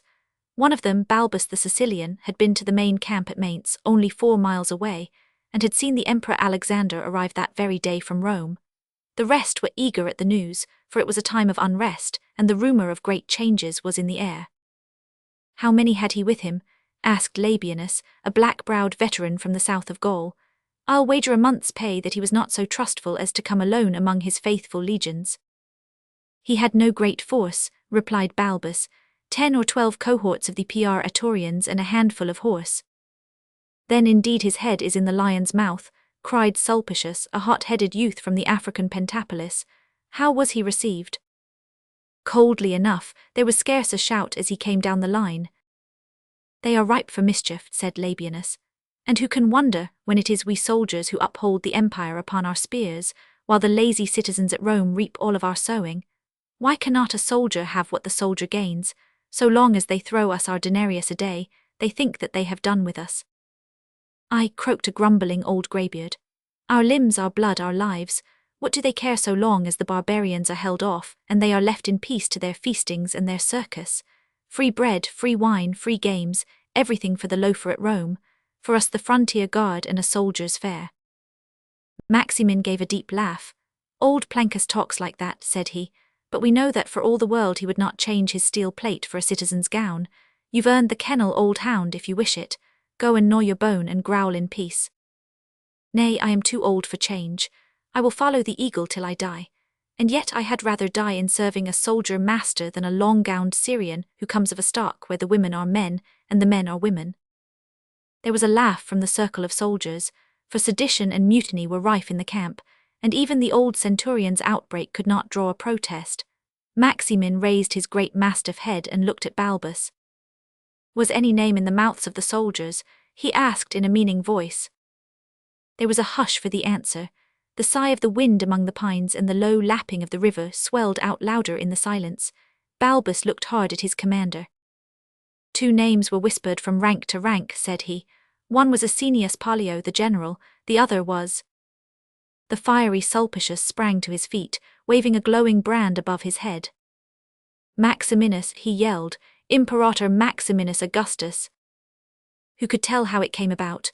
No one had thought of it an hour before, and now it sprang in an instant to full accomplishment. The shout of the frenzied young African had scarcely rung through the darkness when from the tents, from the watchfires, from the sentries, the answer came pealing back. Ave Maximinus! Ave Maximinus Augustus! From all sides men came rushing, half-clad, wild-eyed, their eyes staring, their mouths agape, flaming wisps of straw or flaring torches above their heads. The giant was caught up by scores of hands and sat enthroned upon the bull-necks of the legionaries. To the camp, they yelled. To the camp, hail, hail to the soldier Caesar. That same night Severus Alexander, the young Syrian emperor, walked outside his Praetorian camp, accompanied by his friend Licinius Probus, the captain of the guard. They were talking gravely of the gloomy faces and seditious bearing of the soldiers. A great foreboding of evil weighed heavily upon the emperor's heart, and it was reflected upon the stern bearded face of his companion. I like it not, said he. It is my counsel, Caesar, that with the first light of morning we make our way south once more. But surely, the emperor answered, I could not for shame turn my back upon the danger. What have they against me? How have I harmed them that they should forget their vows and rise upon me? They are like children who ask always for something new. You heard the murmur as you rode along the ranks. Nay, Caesar, fly tomorrow, and your Praetorians will see that you are not pursued. There may be some loyal cohorts among the legions, and if we join forces... a distant shout broke in upon their conversation, a low continued roar like the swelling tumult of a sweeping wave.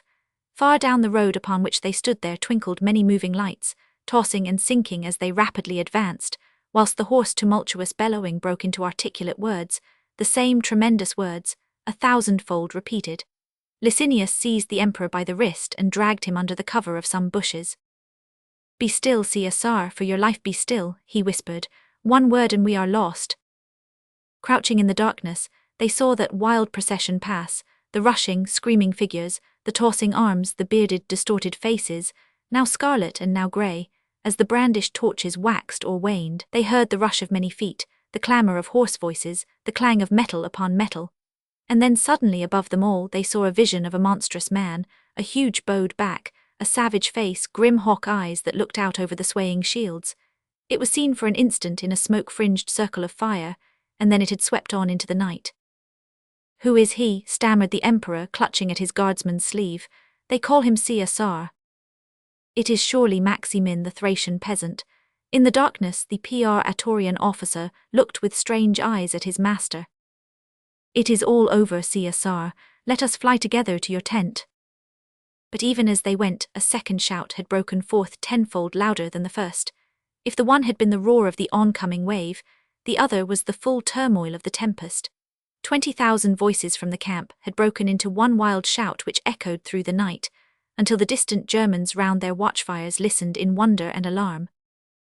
"Ave," cried the voices, "Ave Maximinus Augustus." High upon their bucklers stood the giant, and looked round him at the great floor of upturned faces below. His own savage soul was stirred by the clamour, but only his gleaming eyes spoke of the fire within. He waved his hand to the shouting soldiers as the huntsman waves to the leaping pack. They passed him up a coronet of oak leaves, and clashed their swords in homage as he placed it on his head. And then there came a swirl in the crowd before him, a little space was cleared, and there knelt an officer in the praetorian garb, blood upon his face, blood upon his bared forearm, blood upon his naked sword. Licinius too had gone with the tide. "Hail, Caesar, hail," he cried as he bowed his head before the giant. "I come from Alexander, he will trouble you no more." Chapter 3: The Fall of Giant Maximin. For 3 years the soldier emperor had been upon the throne. His palace had been his tent, and his people had been the legionaries. With them he was supreme, away from them he was nothing. He had gone with them from one frontier to the other. He had fought against Dacians, Sarmatians, and once again against the Germans. But Rome knew nothing of him, and all her turbulence rose against a master who cared so little for her or her opinion that he never deigned to set foot within her walls. There were cabals and conspiracies against the absent Caesar. Then his heavy hand fell upon them, and they were cuffed, even as the young soldiers had been who passed under his discipline. He knew nothing, and cared as much for consuls, senates, and civil laws. His own will and the power of the sword were the only forces which he could understand. Of commerce and the arts he was as ignorant as when he left his Thracian home. The whole vast empire was to him a huge machine for producing the money by which the legions were to be rewarded. Should he fail to get that money, his fellow soldiers would bear him a grudge. To watch their interests they had raised him upon their shields that night. If city funds had to be plundered or temples desecrated, still the money must be got. Such was the point of view of giant Maximin. But there came resistance, and all the fierce energy of the man, all the hardness which had given him the leadership of hard men, sprang forth to quell it. From his youth he had lived amidst slaughter. Life and death were cheap things to him. He struck savagely at all who stood up to him, and when they hit back he struck more savagely still. His giant shadow lay black across the empire from Britain to Syria. A strange, subtle vindictiveness became also apparent in him. Omnipotence ripened every fault and swelled it into crime. In the old days he had been rebuked for his roughness. Now a sullen, dangerous anger rose against those who had rebuked him. He sat by the hour with his craggy chin between his hands, and his elbows resting on his knees, while he recalled all the misadventures, all the vexations of his early youth, when Roman wits had shot their little satires upon his bulk and his ignorance. He could not write, but his son Verus placed the names upon his tablets, and they were sent to the governor of Rome. Men who had long forgotten their offence were called suddenly to make most bloody reparation. A rebellion broke out in Africa but was quelled by his lieutenant, but the mere rumour of it set Rome in a turmoil. The Senate found something of its ancient spirit, so did the Italian people. They would not be forever bullied by the legions. As Maximin approached from the frontier with the sack of rebellious Rome in his mind, he was faced with every sign of a national resistance. The countryside was deserted, the farms abandoned, the fields cleared of crops and cattle. Before him lay the walled town of Aquileia. He flung himself fiercely upon it but was met by as fierce a resistance. The walls could not be forced, and yet there was no food in the country round for his legions. The men were starving and dissatisfied. What did it matter to them who was emperor? Maximin was no better than themselves. Why should they call down the curse of the whole empire upon their heads by upholding him? He saw their sullen faces and their averted eyes, and he knew that the end had come. That night he sat with his son Verus in his tent, and he spoke softly and gently as the youth had never heard him speak before. He had spoken thus in old days with Paulina, the boy's mother, but she had been dead these many years, and all that was soft and gentle in the big man had passed away with her. Now her spirit seemed very near him, and his own was tempered by its presence. "I would have you go back to the Thracian mountains," he said. "I have tried both, boy, and I can tell you that there is no pleasure which power can bring which can equal the breath of the wind and the smell of the kine upon a summer morning. Against you they have no quarrel. Why should they mishandle you? Keep far from Rome and the Romans. Old Eudoxus has money and to spare. He awaits you with 2 horses outside the camp. Make for the valley of the Harpessus, lad. It was thence that your father came, and there you will find his kin. Buy and stock a homestead, and keep yourself far from the paths of greatness and of danger. God keep you, Verus, and send you safe to Thrace." When his son had kissed his hand and had left him, the emperor drew his robe around him and sat long in thought. In his slow brain he revolved the past, his early peaceful days, his years with Severus, his memories of Britain, his long campaigns, his strivings and battlings, all leading to that mad night by the Rhine. His fellow soldiers had loved him then, and now he had read death in their eyes. How had he failed them? Others he might have wronged, but they at least had no complaint against him. If he had his time again, he would think less of them and more of his people. He would try to win love instead of fear. He would live for peace and not for war. If he had his time again. But there were shuffling steps, furtive whispers, and the low rattle of arms outside his tent. A bearded face looked in at him, a swarthy African face that he knew well. He laughed, and baring his arm, he took his sword from the table beside him. "It is you, Sulpicius," said he. "You have not come to cry Ave Imperator Maximin, as once by the camp fire. You are tired of me, and by the gods I am tired of you, and glad to be at the end of it. Come and have done with it, for I am minded to see how many of you I can take with me when I go." They clustered at the door of the tent, peeping over each other's shoulders, and none wishing to be the first to close with that laughing, mocking giant.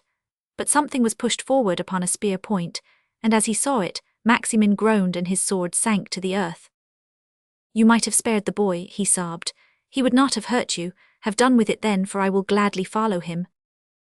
So they closed upon him and cut and stabbed and thrust, until his knees gave way beneath him, and he dropped upon the floor. "The tyrant is dead," they cried.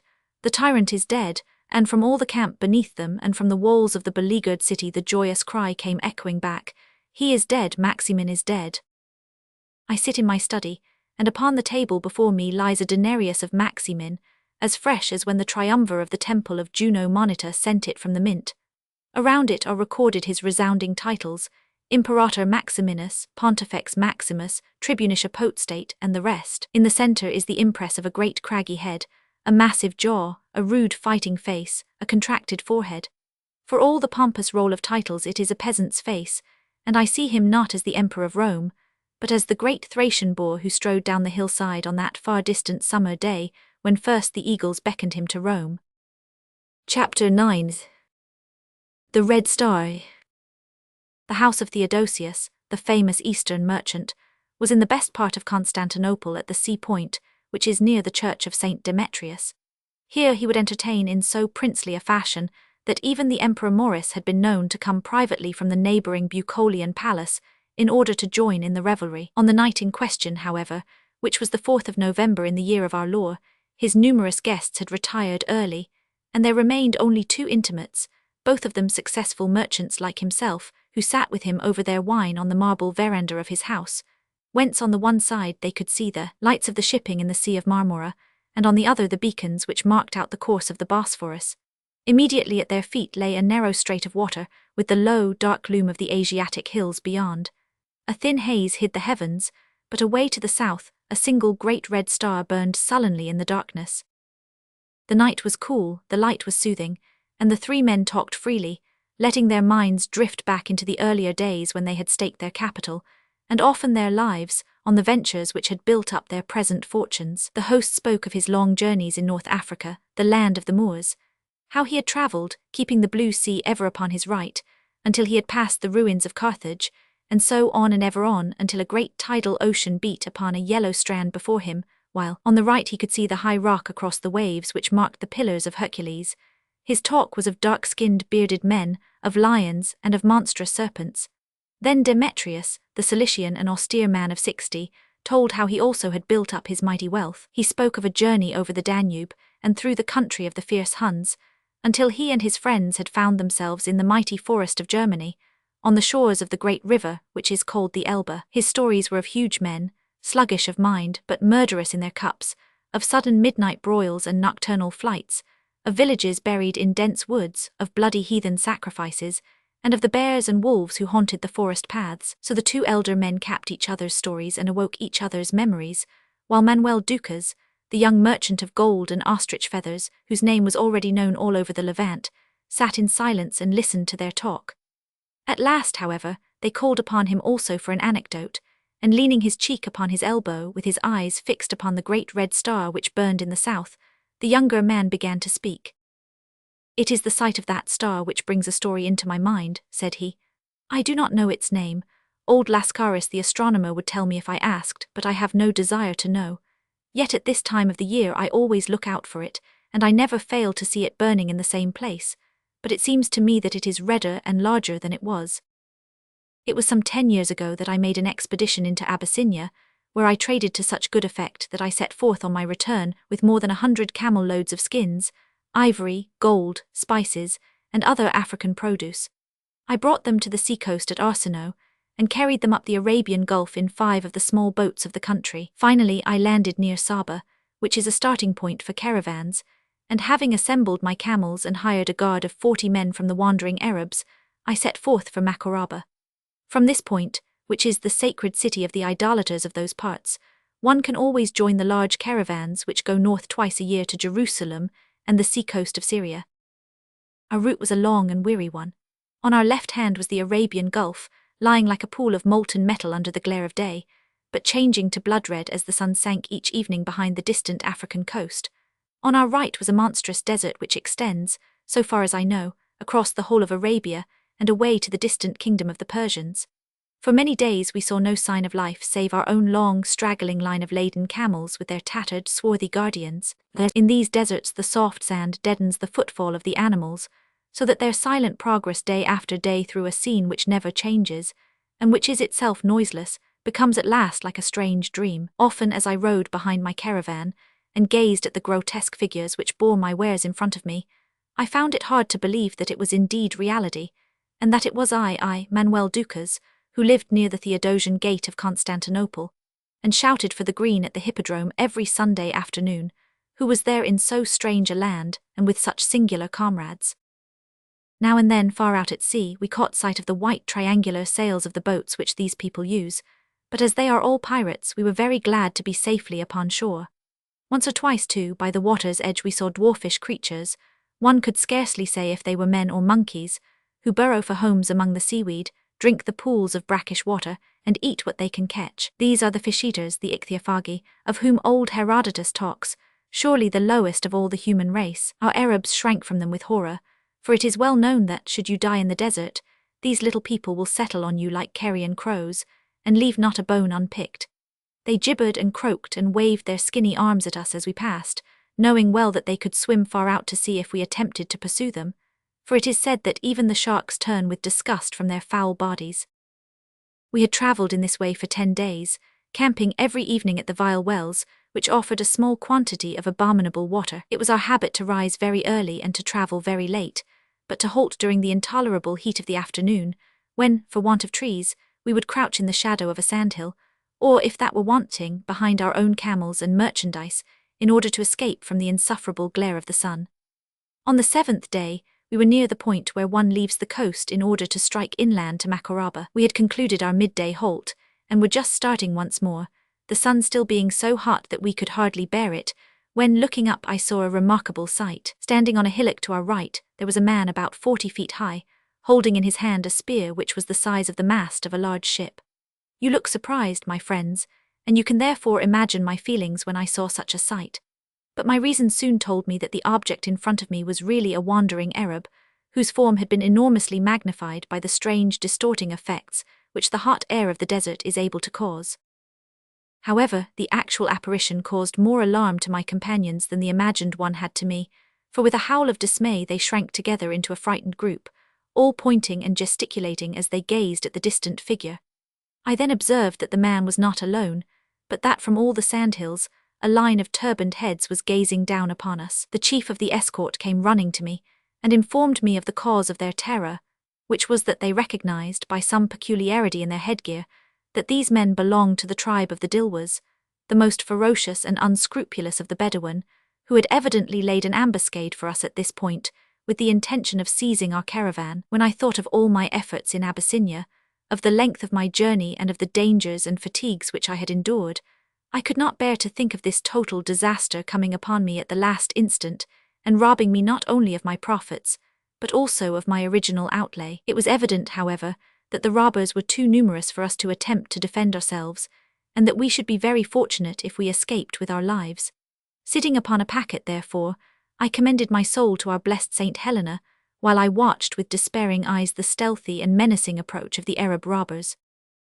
It may have been our own good fortune, or it may have been the handsome offering of beeswax candles, 4 to the pound, which I had mentally vowed to the blessed Helena, but at that instant I heard a great outcry of joy from among my own followers.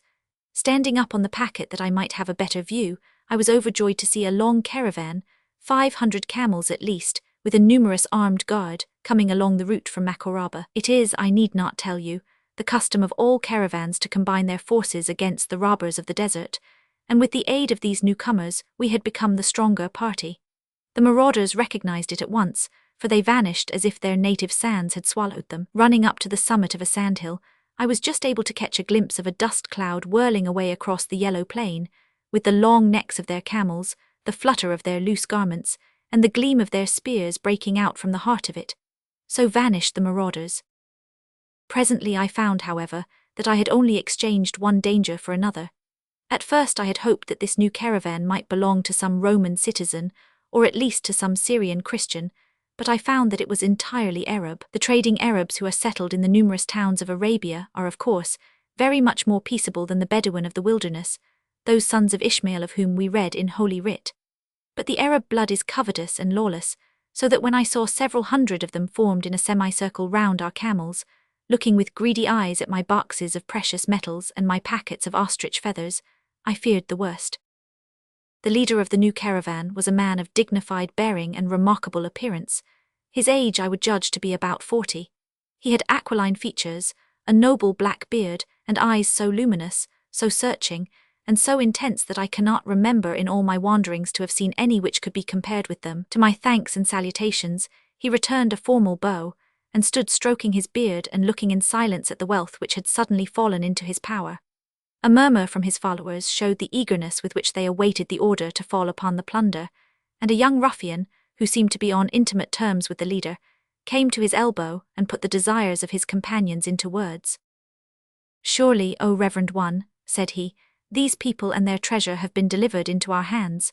When we return with it to the holy place, who of all the Koreish will fail to see the finger of God which has led us?" But the leader shook his head. "Nay, Ali, it may not be," he answered. "This man is, as I judge, a citizen of Rome, and we may not treat him as though he were an idolater." "But he is an unbeliever," cried the youth, fingering a great knife which hung in his belt. "Were I to be the judge, he would lose not only his merchandise, but his life also, if he did not accept the faith." The older man smiled and shook his head. "Nay, Ali, you are too hot-headed," said he. "Seeing that there are not as yet 300 faithful in the world, our hands would indeed be full if we were to take the lives and property of all who are not with us. Forget not, dear lad, that charity and honesty are the very nose-ring and halter of the true faith." "Among the faithful," said the ferocious youth.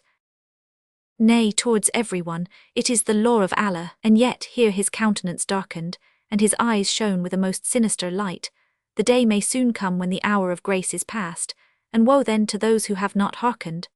Then shall the sword of Allah be drawn, and it shall not be sheathed until the harvest is reaped. First it shall strike the idolaters on the day when my own people and kinsmen, the unbelieving Quraysh, shall be scattered, and the 360 idols of the Kaaba thrust out upon the dung heaps of the town.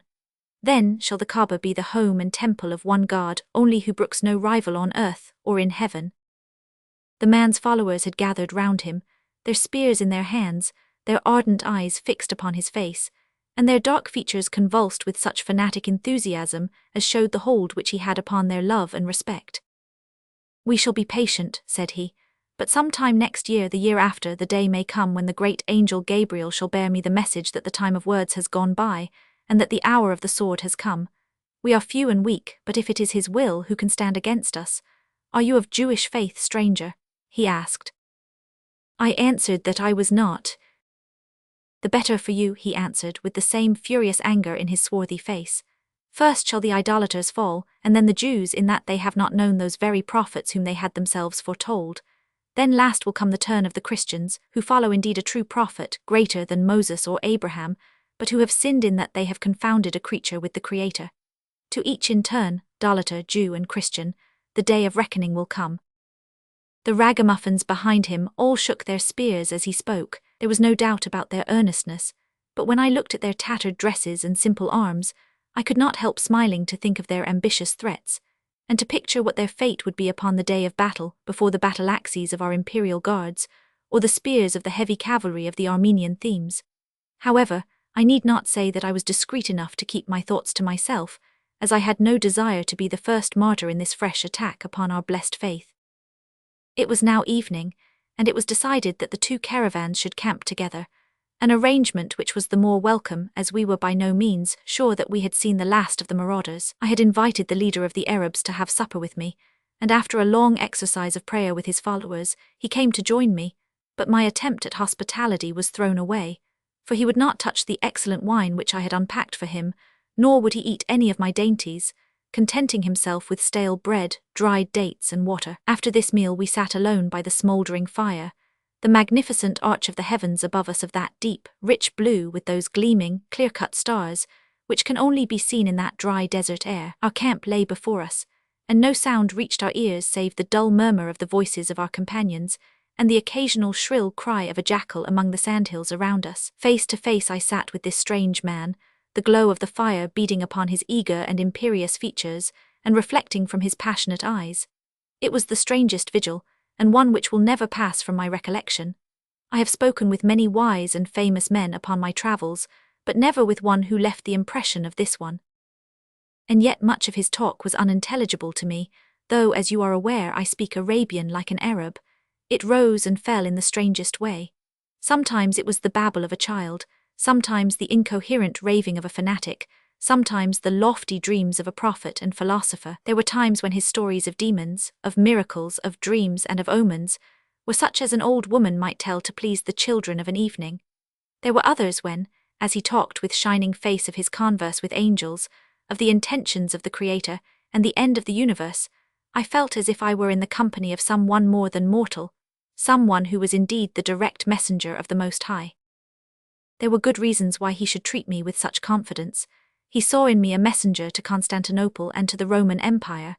Even as St. Paul had brought Christianity to Europe, so he hoped that I might carry his doctrines to my native city.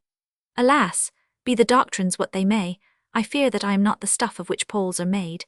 Yet he strove with all his heart during that long Arabian night to bring me over to his belief. He had with him a holy book written, as he said, from the dictation of an angel, which he carried in tablets of bone in the nosebag of a camel. Some chapters of this he read me, but though the precepts were usually good, the language seemed wild and fanciful. There were times when I could scarce keep my countenance as I listened to him. He planned out his future movements, and indeed, as he spoke, it was hard to remember that he was only the wandering leader of an Arab caravan, and not one of the great ones of the earth. "When God has given me sufficient power, which will be within a few years," said he, "I will unite all Arabia under my banner. Then I will spread my doctrine over Syria and Egypt. When this has been done, I will turn to Persia and give them the choice of the true faith or the sword. Having taken Persia, it will be easy then to overrun Asia Minor, and so to make our way to Constantinople." I bit my lip to keep from laughing, And how long will it be before your victorious troops have reached the Bosphorus? I asked. Such things are in the hands of God, whose servants we are, said he.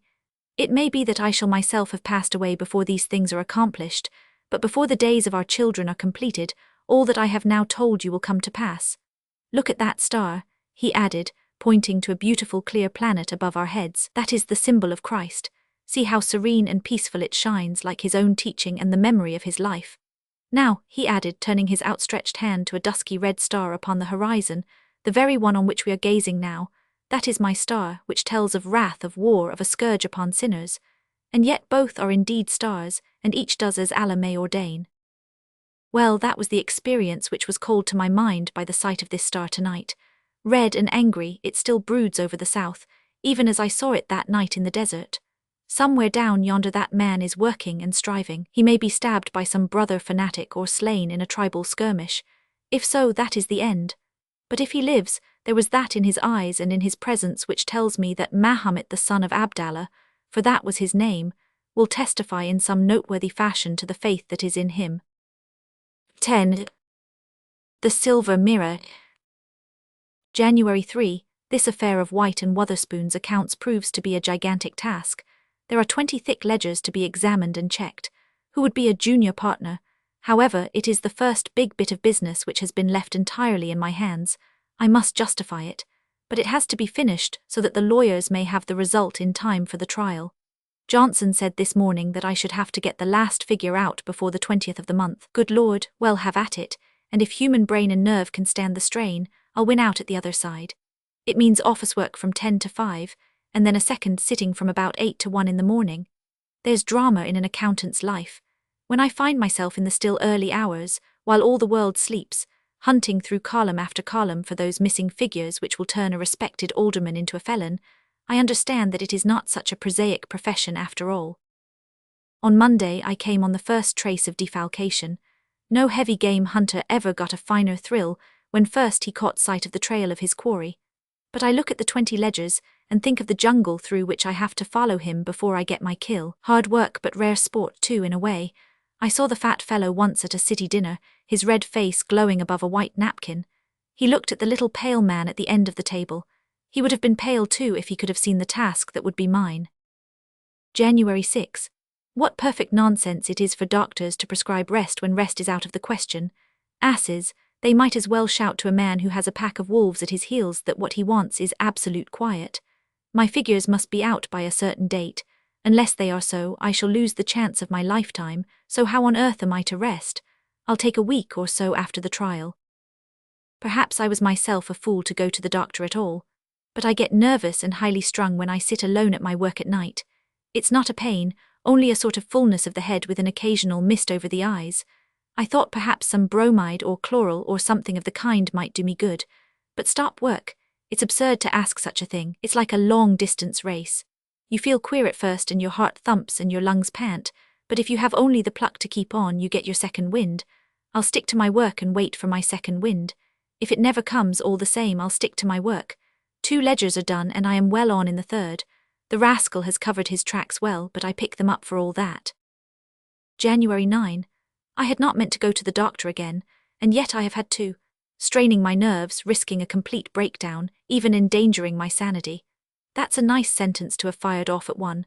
Well, I'll stand the strain and I'll take the risk, and so long as I can sit in my chair and move a pen, I'll follow the old sinner's slot. By the way, I may as well set down here the queer experience which drove me this second time to the doctor. I'll keep an exact record of my symptoms and sensations because they are interesting in themselves. A curious psychophysiological study, says the doctor, and also because I am perfectly certain that when I am through with them, they will all seem blurred and unreal, like some queer dream betwixt sleeping and waking. So now, while they are fresh, I will just make a note of them, if only as a change of thought after the endless figures. There's an old silver-framed mirror in my room. It was given me by a friend who had a taste for antiquities, and he, as I happen to know, picked it up at a sale and had no notion where it came from. It's a large thing, 3 feet across and 2 feet high, and it leans at the back of a side table on my left as I write. The frame is flat, about 3 inches across and very old, far too old for hallmarks or other methods of determining its age. The glass part projects with a beveled edge, and has the magnificent reflecting power which is only, as it seems to me, to be found in very old mirrors. There's a feeling of perspective when you look into it such as no modern glass can ever give.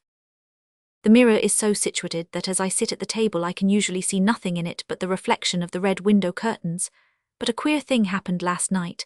I had been working for some hours, very much against the grain, with continual bouts of that mistiness of which I had complained. Again and again I had to stop and clear my eyes. Well, on one of these occasions I chanced to look at the mirror. It had the oddest appearance. The red curtains which should have been reflected in it were no longer there, but the glass seemed to be clouded and steamy, not on the surface, which glittered like steel, but deep down in the very grain of it. This opacity, when I stared hard at it, appeared to slowly rotate this way and that, until it was a thick white cloud swirling in heavy wreaths. So real and solid was it, and so reasonable was I, that I remember turning, with the idea that the curtains were on fire. But everything was deadly still in the room, no sound save the ticking of the clock, no movement save the slow gyration of that strange woolly cloud deep in the heart of the old mirror. Then, as I looked, the mist or smoke or cloud or whatever one may call it seemed to coalesce and solidify at 2 points quite close together, and I was aware, with a thrill of interest rather than of fear, that these were 2 eyes looking out into the room. A vague outline of a head I could see, a woman's by the hair, but this was very shadowy. Only the eyes were quite distinct, such eyes, dark, luminous, filled with some passionate emotion, fury or horror, I could not say which. Never have I seen eyes which were so full of intense, vivid life. They were not fixed upon me but stared out into the room. Then, as I sat erect, passed my hand over my brow, and made a strong conscious effort to pull myself together, the dim head faded in the general opacity, the mirror slowly cleared, and there were the red curtains once again. A skeptic would say, no doubt, that I had dropped asleep over my figures, and that my experience was a dream. As a matter of fact, I was never more vividly awake in my life. I was able to argue about it even as I looked at it, and to tell myself that it was a subjective impression, a chimera of the nerves, begotten by worry and insomnia. But why this particular shape? And who is the woman, and what is the dreadful emotion which I read in those wonderful brown eyes? They come between me and my work. For the first time I have done less than the daily tally which I had marked out. Perhaps that is why I have had no abnormal sensations tonight. Tomorrow I must wake up, come what may. January 11. All well and good progress with my work. I wind the net, coil after coil, round that bulky body, but the last smile may remain with him if my own nerves break over it. The mirror would seem to be a sort of barometer which marks my brain pressure. Each night I have observed that it had clouded before I reached the end of my task. Dr. Sinclair, who is, it seems, a bit of a psychologist, was so interested in my account that he came round this evening to have a look at the mirror. I had observed that something was scribbled in crabbed old characters upon the metal work at the back. He examined this with a lens, but could make nothing of it. Sank, ex-pal, was his final reading of it, but that did not bring us any further. He advised me to put it away into another room, but after all, whatever I may see in it is, by his own account, only a symptom. It is in the cause that the danger lies. The 20 ledgers, not the silver mirror, should be packed away if I could only do it. I'm at the 8th now, so I progress. January 13. Perhaps it would have been wiser after all if I had packed away the mirror. I had an extraordinary experience with it last night, and yet I find it so interesting, so fascinating, that even now I will keep it in its place. What on earth is the meaning of it all? I suppose it was about 1 in the morning, and I was closing my books preparatory to staggering off to bed, when I saw her there in front of me. The stage of mistiness and development must have passed unobserved, and there she was in all her beauty and passion and distress, as clear-cut as if she were really in the flesh before me. The figure was small but very distinct, so much so that every feature and every detail of dress are stamped in my memory. She is seated on the extreme left of the mirror. A sort of shadowy figure crouches down beside her. I can dimly discern that it is a man, and then behind them is cloud in which I see figures which move. It is not a mere picture upon which I look. It is a scene in life, an actual episode. She crouches and quivers. The man beside her cowers down. The vague figures make abrupt movements and gestures. All my fears were swallowed up in my interest. It was maddening to see so much and not to see more. But I can at least describe the woman to the smallest point. She is very beautiful and quite young, not more than 25, I should judge. Her hair is of a very rich brown, with a warm chestnut shade fining into gold at the edges. A little flat-pointed cap comes to an angle in front and is made of lace edged with pearls. The forehead is high, too high perhaps for perfect beauty, but one would not have it otherwise, as it gives a touch of power and strength to what would otherwise be a softly feminine face. The brows are most delicately curved over heavy eyelids, and then come those wonderful eyes, so large, so dark, so full of overmastering emotion of rage and horror, contending with a pride of self-control which holds her from sheer frenzy. The cheeks are pale, the lips white with agony, the chin and throat most exquisitely rounded. The figure sits and leans forward in the chair, straining and rigid, cataleptic with horror. The dress is black velvet, a jewel gleams like a flame in the breast, and a golden crucifix smoulders in the shadow of a fold. This is the lady whose image still lives in the old silver mirror. What dire deed could it be which has left its impress there, so that now in another age, if the spirit of a man be but worn down to it, he may be conscious of its presence? One other detail. On the left side of the skirt of the black dress was, as I thought at first, a shapeless bunch of white ribbon. Then, as I looked more intently, or as the vision defined itself more clearly, I perceived what it was. It was the hand of a man, clenched and knotted in agony, which held on with a convulsive grasp to the fold of the dress. The rest of the crouching figure was a mere vague outline, but that strenuous hand shone clear on the dark background, with a sinister suggestion of tragedy in its frantic clutch. The man is frightened, horribly frightened, that I can clearly discern. What has terrified him so? Why does he grip the woman's dress? The answer lies amongst those moving figures in the background. They have brought danger both to him and to her. The interest of the thing fascinated me. I thought no more of its relation to my own nerves. I stared and stared as if in a theatre, but I could get no further. The mist thinned. There were tumultuous movements in which all the figures were vaguely concerned. Then the mirror was clear once more. The doctor says I must drop work for a day, and I can afford to do so, for I have made good progress lately. It is quite evident that the visions depend entirely upon my own nervous state, for I sat in front of the mirror for an hour tonight, with no result whatever. My soothing day has chased them away. I wonder whether I shall ever penetrate what they all mean. I examined the mirror this evening under a good light, and besides the mysterious inscription sank. Ex-pal, I was able to discern some signs of heraldic marks, very faintly visible upon the silver. They must be very ancient, as they are almost obliterated. So far as I could make out, they were 3 spearheads, 2 above and 1 below. I will show them to the doctor when he calls tomorrow. January 14. Feel perfectly well again, and I intend that nothing else shall stop me until my task is finished.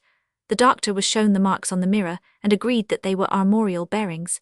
He is deeply interested in all that I have told him, and cross-questioned me closely on the details. It amuses me to notice how he is torn in two by conflicting desires, the one that his patient should lose his symptoms, the other that the medium, for so he regards me, should solve this mystery of the past. He advised continued rest, but did not oppose me too violently when I declared that such a thing was out of the question until the 10 remaining ledgers have been checked. January 17. For 3 nights I have had no experiences. My day of rest has borne fruit. Only a quarter of my task is left, but I must make a forced march, for the lawyers are clamouring for their material. I will give them enough and to spare. I have him fast on 100 counts. When they realise what a slippery, cunning rascal he is, I should gain some credit from the case.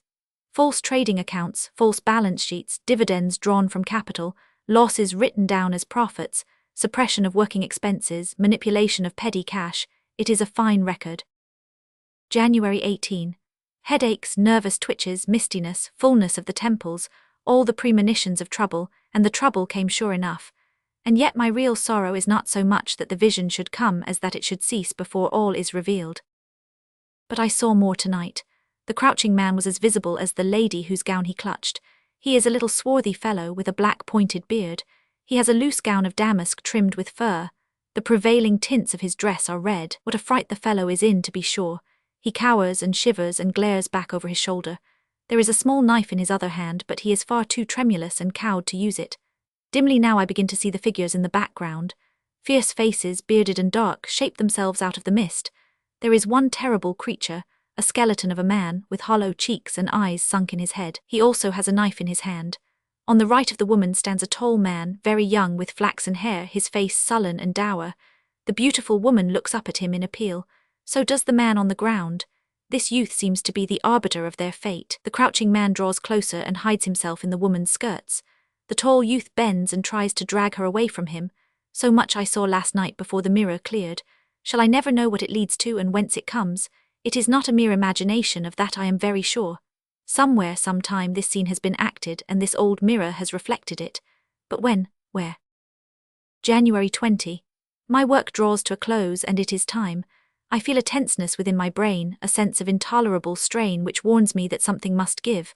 I have worked myself to the limit, but tonight should be the last night. With a supreme effort I should finish the final ledger and complete the case before I rise from my chair. I will do it, I will. February 7. I did. My God, what an experience. I hardly know if I am strong enough yet to set it down. Let me explain in the first instance that I am writing this in Dr. Sinclair's private hospital some 3 weeks after the last entry in my diary. On the night of January 20, my nervous system finally gave way, and I remembered nothing afterwards until I found myself 3 days ago in this home of rest. And I can rest with a good conscience. My work was done before I went under. My figures are in the solicitor's hands. The hunt is over. And now I must describe that last night. I had sworn to finish my work, and so intently did I stick to it, though my head was bursting, that I would never look up until the last column had been added, and yet it was fine self-restraint, for all the time I knew that wonderful things were happening in the mirror. Every nerve in my body told me so. If I looked up there was an end of my work, so I did not look up till all was finished. Then, when at last with throbbing temples I threw down my pen and raised my eyes, what a sight was there!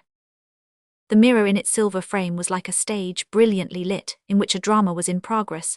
There was no mist now. The oppression of my nerves had wrought this amazing clarity. Every feature, every movement was as clear-cut as in life. To think that I, a tired accountant, the most prosaic of mankind, with the account books of a swindling bankrupt before me, should be chosen of all the human race to look upon such a scene. It was the same scene and the same figures, but the drama had advanced a stage. The tall young man was holding the woman in his arms. She strained away from him and looked up at him with loathing in her face. They had torn the crouching man away from his hold upon the skirt of her dress. A dozen of them were round him, savage men, bearded men. They hacked at him with knives. All seemed to strike him together. Their arms rose and fell. The blood did not flow from him, it squirted. His red dress was dabbled in it. He threw himself this way and that, purple upon crimson like an overripe plum. Still they hacked and still the jets shot from him. It was horrible, horrible. They dragged him kicking to the door. The woman looked over her shoulder at him and her mouth gaped. I heard nothing, but I knew that she was screaming. And then, whether it was this nerve-wracking vision before me, or whether, my task finished, all the overwork of the past weeks came in one crushing weight upon me. The room danced round me. The floor seemed to sink away beneath my feet, and I remembered no more. In the early morning my landlady found me stretched senseless before the silver mirror, but I knew nothing myself until 3 days ago I awoke in the deep peace of the doctor's nursing home. February 9. Only today have I told Dr. Sinclair my full experience. He had not allowed me to speak of such matters before. He listened with an absorbed interest. "You don't identify this with any well-known scene in history?" he asked, with suspicion in his eyes. I assured him that I knew nothing of history. "Have you no idea whence that mirror came and to whom it once belonged?" he continued. "Have you?" I asked, for he spoke with meaning. "It's incredible," said he, "and yet how else can one explain it? The scenes which you described before suggested it, but now it has gone beyond all range of coincidence. I will bring you some notes in the evening." Later, he has just left me. Let me set down his words as closely as I can recall them. He began by laying several musty volumes upon my bed. "These you can consult at your leisure," said he.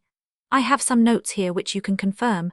There is not a doubt that what you have seen is the murder of Rizzio by the Scottish nobles in the presence of Mary, which occurred in March 1566.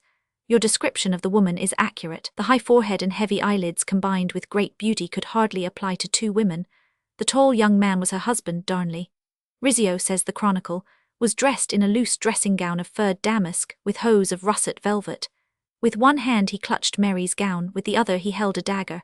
Your fierce, hollow-eyed man was Ruthven, who was new risen from a bed of sickness. Every detail is exact. "But why to me?" I asked in bewilderment. "Why of all the human race to me?" "Because you were in the fit mental state to receive the impression, because you chanced to own the mirror which gave the impression." "The mirror, you think then that it was Mary's mirror, that it stood in the room where the deed was done?" "I am convinced that it was Mary's mirror. She had been Queen of France. Her personal property would be stamped with the royal arms. What you took to be 3 spearheads were really the lilies of France." "And the inscription?" "Sank ex pal. You can expand it into Sanct A Crucis Palatium. Someone has made a note upon the mirror as to whence it came. It was the palace of the Holy Cross. Holyrood, I cried. Exactly, your mirror came from Holyrood. You have had one very singular experience and have escaped. I trust that you will never put yourself into the way of having such another. Chapter 11. The Homecoming. In the spring of the year 528, a small brig used to run as a passenger boat between Chalcedon on the Asiatic shore and Constantinople. On the morning in question, which was that of the feast of St. George, the vessel was crowded with excursionists who were bound for the great city in order to take part in the religious and festive celebrations which marked the festival of the Megalomartyr, one of the most choice occasions in the whole vast hagiology of the Eastern Church. The day was fine and the breeze light, so that the passengers in their holiday mood were able to enjoy without a qualm the many objects of interest which marked the approach to the greatest and most beautiful capital in the world. On the right, as they sped up the narrow strait, there stretched the Asiatic shore, sprinkled with white villages and with numerous villas peeping out from the woods which adorned it. In front of them, the Prince's Islands, rising as green as emeralds out of the deep sapphire blue of the Sea of Marmora, obscured for the moment the view of the capital. As the brig rounded these, the great city burst suddenly upon their sight, and a murmur of admiration and wonder rose from the crowded deck. Tier above tier it rose, white and glittering, 100 brazen roofs and gilded statues gleaming in the sun, with high over all the magnificent shining cupola of St. Sophia. Seen against a cloudless sky, it was the city of a dream, too delicate, too airily lovely for earth. In the prow of the small vessel were 2 travellers of singular appearance. The one was a very beautiful boy, 10 or 12 years of age, swarthy, clear-cut, with dark, curling hair and vivacious black eyes, full of intelligence and of the joy of living. The other was an elderly man, gaunt-faced and grey-bearded, whose stern features were lit up by a smile as he observed the excitement and interest with which his young companion viewed the beautiful distant city and the many vessels which thronged the narrow strait. "See, see," cried the lad, "look at the great red ships which sail out from yonder harbour. Surely, your holiness, they are the greatest of all ships in the world." The old man, who was the abbot of the monastery of St. Nicephorus in Antioch, laid his hand upon the boy's shoulder. "Be wary, Leon, and speak less loudly, for until we have seen your mother we should keep ourselves secret. As to the red galleys, they are indeed as large as any, for they are the imperial ships of war, which come forth from the harbour of Theodosius. Round yonder green point is the Golden Horn, where the merchant ships are moored. But now, Leon, if you follow the line of buildings past the great church, you will see a long row of pillars fronting the sea. It marks the palace of the Caesars." The boy looked at it with fixed attention. "And my mother is there," he whispered. "Yes, Leon, your mother the Empress Theodora, and her husband the great Justinian dwell in yonder palace." The boy looked wistfully up into the old man's face. "Are you sure, Father Luke, that my mother will indeed be glad to see me?" The abbot turned away his face to avoid those questioning eyes. "We cannot tell, Leon. We can only try. If it should prove that there is no place for you, then there is always a welcome among the brethren of St. Nicephorus." "Why did you not tell my mother that we were coming, Father Luke? Why did you not wait until you had her command?" "At a distance, Leon, it would be easy to refuse you. An imperial messenger would have stopped us, but when she sees you, Leon, your eyes so like her own, your face which carries memories of one whom she loved, then if there be a woman's heart within her bosom, she will take you into it. They say that the emperor can refuse her nothing. They have no child of their own. There is a great future before you, Leon. When it comes, do not forget the poor brethren of St. Nicephorus, who took you in when you had no friend in the world."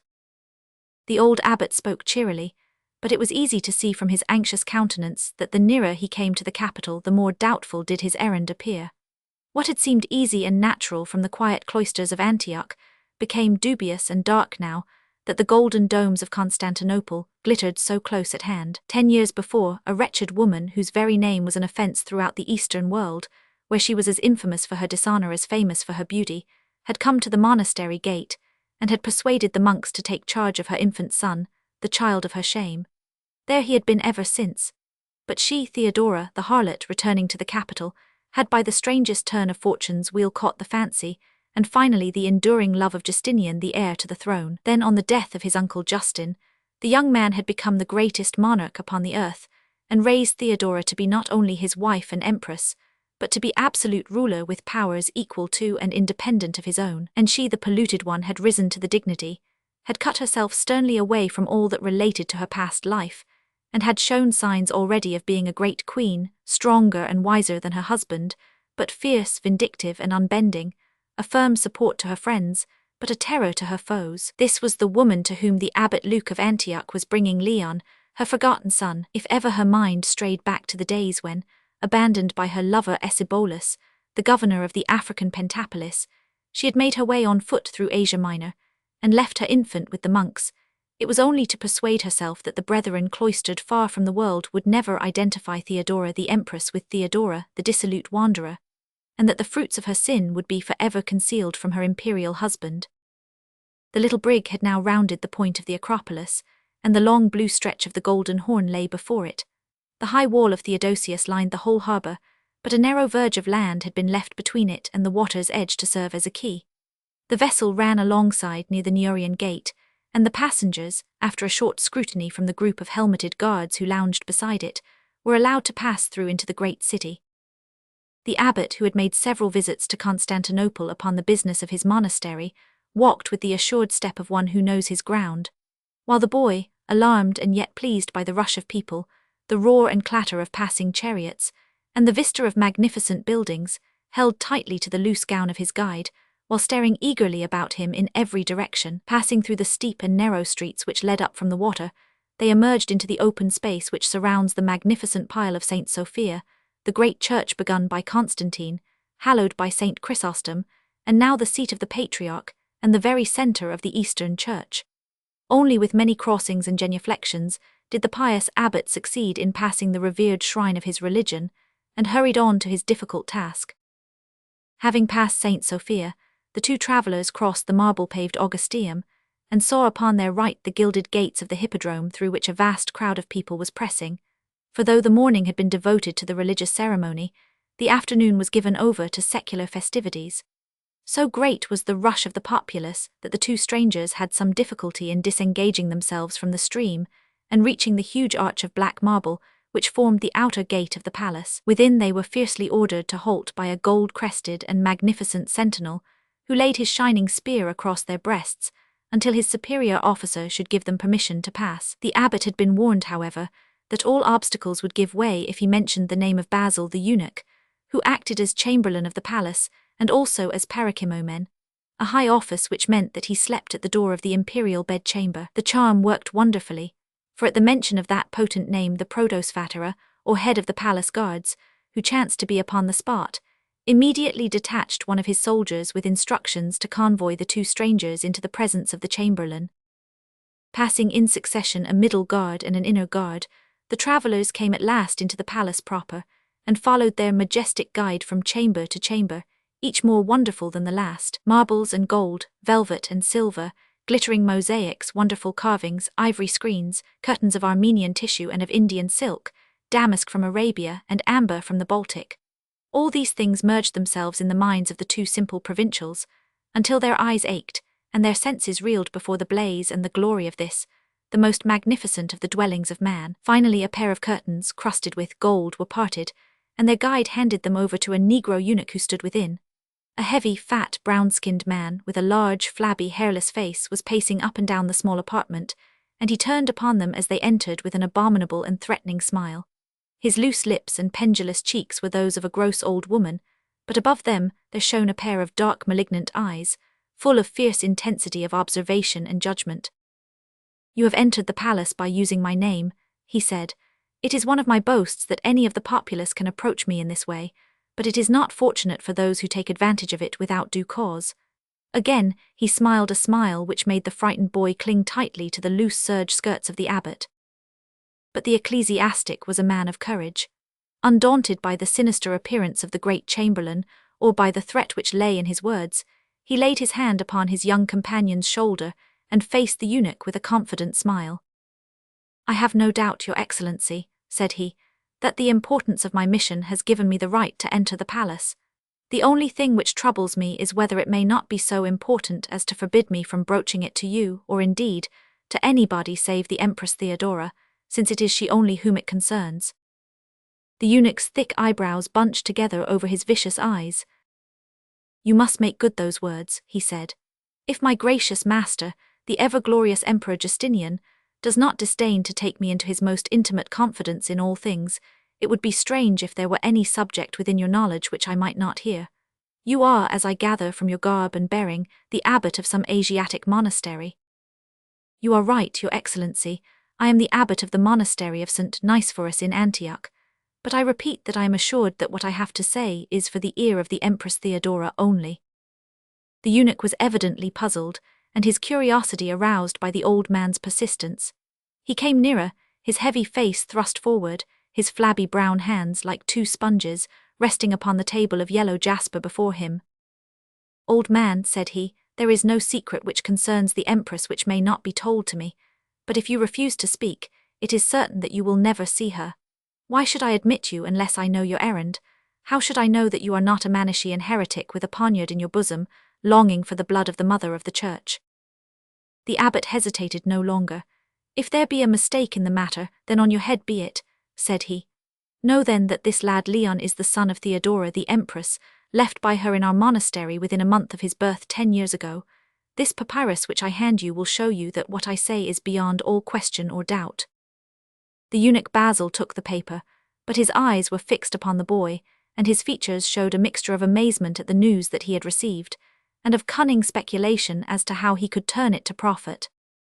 "Indeed, he is the very image of the Empress," he muttered, and then, with sudden suspicion, "Is it not the chance of this likeness which has put the scheme into your head, old man?" "There is but one way to answer that," said the abbot. "It is to ask the Empress herself whether what I say is not true, and to give her the glad tidings that her boy is alive and well." The tone of confidence, together with the testimony of the papyrus and the boy's beautiful face, removed the last shadow of doubt from the eunuch's mind. Here was a great fact, but what use could be made of it? Above all, what advantage could he draw from it? He stood with his fat chin in his hand, turning it over in his cunning brain. "Old man," said he at last, "to how many have you told this secret?" "To no one in the whole world," the other answered. "There is Deacon Bardas at the monastery and myself. No one else knows anything." "You are sure of this?" "Absolutely certain." The eunuch had made up his mind. If he alone of all men in the palace knew of this event, he would have a powerful hold over his masterful mistress. He was certain that Justinian the emperor knew nothing of this. It would be a shock to him. It might even alienate his affections from his wife. She might care to take precautions to prevent him from knowing. And if he, Basil the eunuch, was her confederate in those precautions, then how very close it must draw him to her. All this flashed through his mind as he stood, the papyrus in his hand, looking at the old man and the boy. "Stay here," said he. "I will be with you again." With a swift rustle of his silken robes he swept from the chamber. A few minutes had elapsed when a curtain at the end of the room was pushed aside, and the eunuch, reappearing, held it back, doubling his unwieldy body into a profound obeisance as he did so. Through the gap came a small, alert woman, clad in golden tissue, with a loose outer mantle and shoes of the imperial purple. That colour alone showed that she could be none other than the Empress. But the dignity of her carriage, the fierce authority of her magnificent dark eyes, and the perfect beauty of her haughty face, all proclaimed that it could only be that of Theodora, who, in spite of her lowly origin, was the most majestic as well as the most maturely lovely of all the women in her kingdom. Gone now were the buffoon tricks which the daughter of Acacius the bearward had learned in the amphitheatre. Gone too was the light charm of the wanton, and what was left was the worthy mate of a great king, the measured dignity of one who was every inch an empress. Disregarding the two men, Theodora walked up to the boy, placed her two white hands upon his shoulders, and looked with a long questioning gaze, a gaze which began with hard suspicion and ended with tender recognition, into those large lustrous eyes which were the very reflection of her own. At first the sensitive lad was chilled by the cold, intent question of the look, but as it softened his own spirit responded until suddenly, with a cry of "Mother! Mother!" he cast himself into her arms, his hands locked round her neck, his face buried in her bosom. Carried away by the sudden natural outburst of emotion, her own arms tightened round the lad's figure, and she strained him for an instant to her heart. Then, the strength of the Empress gaining instant command over the temporary weakness of the mother, she pushed him back from her, and waved that they should leave her to herself. The slaves in attendance hurried the two visitors from the room. Basil the eunuch lingered, looking down at his mistress, who had thrown herself upon a damask couch, her lips white and her bosom heaving with the tumult of her emotion. She glanced up and met the Chancellor's crafty gaze, her woman's instinct reading the threat that lurked within it. "I am in your power," she said. "The Emperor must never know of this." "I am your slave," said the eunuch with his ambiguous smile. "I am an instrument in your hand. If it is your will that the Emperor should know nothing, then who is to tell him?" "But the monk, the boy, what are we to do?" "There is only one way for safety," said the eunuch. She looked at him with horrified eyes. His spongy hands were pointing down to the floor. There was an underground world to this beautiful palace, a shadow that was ever close to the light, a region of dimly lit passages, of shadowed corners, of noiseless, tongueless slaves, of sudden sharp screams in the darkness. To this the eunuch was pointing. A terrible struggle rent her breast. The beautiful boy was hers, flesh of her flesh, bone of her bone. She knew it beyond all question or doubt. It was her one child, and her whole heart went out to him. But Justinian, she knew the Emperor's strange limitations. Her career in the past was forgotten. He had swept it all aside by special imperial decree published throughout the empire, as if she were newborn through the power of his will and her association with his person.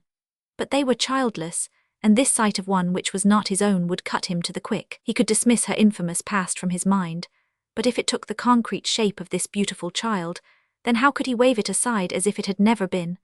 All her instincts and her intimate knowledge of the man told her that even her charm and her influence might fail under such circumstances to save her from ruin. Her divorce would be as easy to him as her elevation had been. She was balanced upon a giddy pinnacle, the highest in the world, and yet the higher the deeper the fall. Everything that earth could give was now at her feet. Was she to risk the losing of it all, for what? For a weakness which was unworthy of an empress, for a foolish newborn spasm of love, for that which had no existence within her in the morning? How could she be so foolish as to risk losing such a substance for such a shadow? "Leave it to me," said the brown, watchful face above her. "Must it be death?" "There is no real safety outside, but if your heart is too merciful, then by the loss of sight and speech." She saw in her mind the white-hot iron approaching those glorious eyes, and she shuddered at the thought. "No, no, better death than that." "Let it be death, then. You are wise, great Empress, for there only is real safety and assurance of silence." "And the monk?" "Him also." "But the Holy Synod, he is a tonsured priest, what would the Patriarch do?" "Silence his babbling tongue, then let them do what they will. How are we of the palace to know that this conspirator, taken with a dagger in his sleeve, is really what he says?" Again she shuddered and shrank down among the cushions. "Speak not of it, think not of it," said the eunuch. "Say only that you leave it in my hands. Nay then, if you cannot say it, do but nod your head, and I take it as your signal." In that instant there flashed before Theodora's mind a vision of all her enemies, of all those who envied her rise, of all whose hatred and contempt would rise into a clamour of delight. Could they see the daughter of the bearwood hurled down again into that abyss from which she had been dragged? Her face hardened, her lips tightened, her little hands clenched in the agony of her thought. "Do it," she said. In an instant, with a terrible smile, the messenger of death hurried from the room. She groaned aloud and buried herself yet deeper amid the silken cushions, clutching them frantically with convulsed and twitching hands. The eunuch wasted no time, for this deed once done he became, save for that insignificant monk in Asia Minor, whose fate would soon be sealed, the only sharer of Theodora's secret, and therefore the only person who could curb and bend that imperious nature. Hurrying into the chamber where the visitors were waiting, he gave a sinister signal, only too well known in those iron days. In an instant the black mutes in attendance seized the old man and the boy, pushing them swiftly down a passage and into a meaner portion of the palace, where the heavy smell of luscious cooking proclaimed the neighbourhood of the kitchens. A side corridor led to a heavily barred iron door, and this in turn opened upon a steep flight of stone steps, feebly illuminated by the glimmer of wall lamps. At the head and foot stood a mute sentinel like an ebony statue, and below, along the dusky and forbidding passages from which the cells opened, a succession of niches in the wall were occupied by a similar guardian. The unfortunate visitors were dragged brutally down a number of stone-flagged and dismal corridors, until they descended another long stair which led so deeply into the earth that the damp feeling in the heavy air and the drip of water, all round, showed that they had come down to the level of the sea. Groans and cries, like those of sick animals, from the various grated doors, which they passed showed how many there were who spent their whole lives in this humid and poisonous atmosphere. At the end of this lowest passage was a door which opened into a single large vaulted room. It was devoid of furniture, but in the centre was a large and heavy wooden board clamped with iron. This lay upon a rude stone parapet, engraved with inscriptions beyond the wit of the Eastern scholars, for this old well dated from a time before the Greeks founded Byzantium, when men of Chaldea and Phoenicia built with huge unmortared blocks, far below the level of the town of Constantine. The door was closed, and the eunuch beckoned to the slaves that they should remove the slab which covered the well of death. The frightened boy screamed and clung to the abbot, who, ashy pale and trembling, was pleading hard to melt the heart of the ferocious eunuch. "Surely, surely you would not slay the innocent boy," he cried. "What has he done? Was it his fault that he came here? I alone, I and Deacon Bardas, are to blame. Punish us if someone must indeed be punished. We are old. It is today or tomorrow with us. But he is so young and so beautiful with all his life before him. Oh, sir, oh, your excellency, you would not have the heart to hurt him." He threw himself down and clutched at the eunuch's knees, while the boy sobbed piteously and cast horror-stricken eyes at the black slaves who were tearing the wooden slab from the ancient parapet beneath. The only answer which the chamberlain gave to the frantic pleadings of the abbot was to take a stone which lay on the coping of the well and toss it in. It could be heard clattering against the old, damp, mildewed walls, until it fell with a hollow boom into some far distant subterranean pool. Then he again motioned with his hands, and the black slaves threw themselves upon the boy and dragged him away from his guardian. So shrill was his clamour that no one heard the approach of the empress. With a swift rush she had entered the room, and her arms were round her son. "It shall not be, it cannot be," she cried. "No, no, my darling, they shall do you no hurt. I was mad to think of it, mad and wicked to dream of it. Oh, my sweet boy, to think that your mother might have had your blood upon her head." The eunuch's brows were gathered together at this failure of his plans, at this fresh example of feminine caprice. "Why kill them, great lady, if it pains your gracious heart," said he. "With a knife and a branding iron they can be disarmed forever." She paid no attention to his words. "Kiss me, Leon," she cried. "Just once let me feel my own child's soft lips rest upon mine. Now again, no, no more, or I shall weaken for what I have still to say and still to do. Old man, you are very near a natural grave, and I cannot think from your venerable aspect that words of falsehood would come readily to your lips. You have indeed kept my secret all these years, have you not?" "I have in very truth, great Empress. I swear to you by Saint Nicephorus, patron of our house, that save old Deacon Bardas, there is none who knows." "Then let your lips still be sealed. If you have kept faith in the past, I see no reason why you should be a babbler in the future. And you, Leon," she bent her wonderful eyes with a strange mixture of sternness and of love upon the boy, "can I trust you? Will you keep a secret which could never help you, but would be the ruin and downfall of your mother?" "Oh, mother, I would not hurt you. I swear that I will be silent." "Then I trust you both. Such provision will be made for your monastery, and for your own personal comforts as will make you bless the day you came to my palace. Now you may go. I wish never to see you again. If I did, you might find me in a softer mood, or in a harder, and the one would lead to my undoing, the other to yours. But if by whisper or rumour I have reason to think that you have failed me, then you and your monks and your monastery will have such an end as will be a lesson for ever to those who would break faith with their empress." "I will never speak," said the old abbot. "Neither will Deacon Bardas, neither will Leon, for all three I can answer. But there are others, these slaves, the chancellor. We may be punished for another's fault." "Not so," said the empress, and her eyes were like flints. "These slaves are voiceless, nor have they any means to tell those secrets which they know. As to you, Basil," she raised her white hand with the same deadly gesture which he had himself used so short a time before. The black slaves were on him like hounds on a stag.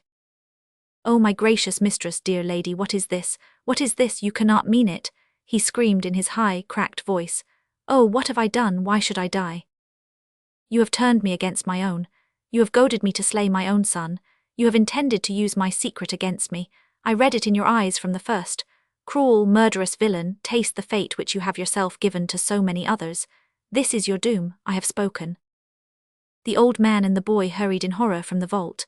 As they glanced back, they saw the erect, inflexible, shimmering, gold-clad figure of the empress. Beyond they had a glimpse of the green-scummed lining of the well, and of the great red open mouth of the eunuch, as he screamed and prayed, while every tug of the straining slaves brought him one step nearer to the brink.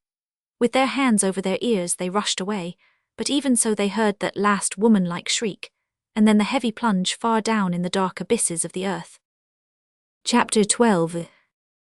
A point of contact. A curious train of thought is started when one reflects upon those great figures who have trod the stage of this earth, and actually played their parts in the same act, without ever coming face to face, or even knowing of each other's existence. Baber, the great mogul, was, for example, overrunning India at the very moment when Hernando Cortés was overrunning Mexico, and yet the two could never have heard of each other. Or, to take a more supreme example, what could the Emperor Augustus Caesar know of a certain carpenter's shop, wherein there worked a dreamy-eyed boy who was destined to change the whole face of the world? It may be, however, that sometimes these great contemporary forces did approach, touch, and separate, each unaware of the true meaning of the other. So it was in the instance which is now narrated. It was evening in the port of Tyre, some 1100 years before the coming of Christ. The city held at that time about 250,000 of inhabitants, the majority of whom dwelt upon the mainland, where the buildings of the wealthy merchants, each in its own tree-girt garden, extended for 7 miles along the coast. The great island, however, from which the town got its name, lay out some distance from the shore, and contained within its narrow borders the more famous of the temples and public buildings. Of these temples the chief was that of Melmoth, which covered with its long colonnades the greater part of that side of the island which looked down upon the Sidonian port, so called because only 20 miles away the older city of Sidon maintained a constant stream of traffic with its rising offshoot. Inns were not yet in vogue, but the poorer traveller found his quarters with hospitable citizens, while men of distinction were frequently housed in the annex of the temples, where the servants of the priests attended to their wants. On that particular evening, there stood in the portico of the temple of Melmoth 2 remarkable figures who were the centre of observation for a considerable fringe of Phoenician idlers. One of these men was clearly by his face and demeanour a great chieftain. His strongly marked features were those of a man who had led an adventurous life, and were suggestive of every virile quality from brave resolve to desperate execution. His broad, high brow and contemplative eyes showed that he was a man of wisdom as well as of valour. He was clad, as became a Greek nobleman of the period, with a pure white linen tunic, a gold-studded belt supporting a short sword and a purple cloak. The lower legs were bare, and the feet covered by sandals of red leather, while a cap of white cloth was pushed back upon his brown curls, for the heat of the day was past and the evening breeze most welcome. His companion was a short, thick-set man, bull-necked and swarthy, clad in some dusky cloth which gave him a sombre appearance relieved only by the vivid scarlet of his woolen cap. His manner towards his comrade was one of deference, and yet there was in it also something of that freshness and frankness which go with common dangers and a common interest. "Be not impatient, sire," he was saying. "Give me 2 days or 3 at the most, and we shall make as brave a show at the muster as any. But indeed they would smile if they saw us crawl up to Tenedos with 10 missing oars and the mainsail blown into rags." The other frowned and stamped his foot with anger. "We should have been there now had it not been for this cursed mischance," said he. "Iolus played us a pretty trick when he sent such a blast out of a cloudless sky." "Well, sire, 2 of the Cretan galleys foundered, and Trophimes the pilot swears that one of the Argus ships was in trouble. Pray Zeus that it was not the galley of Menelaus. We shall not be the last at the muster. It is well that Troy stands a good 10 miles from the sea, for if they came out at us with a fleet they might have us at a disadvantage. We had no choice but to come here and refit, yet I shall have no happy hour until I see the white foam from the lash of our oars once more. Go, Seleucus, and speed them all you may." The officer bowed and departed, while the chieftain stood with his eyes fixed upon his great dismantled galley, over which the riggers and carpenters were swarming. Further out in the roadstead lay 11 other smaller galleys, waiting until their wounded flagship should be ready for them.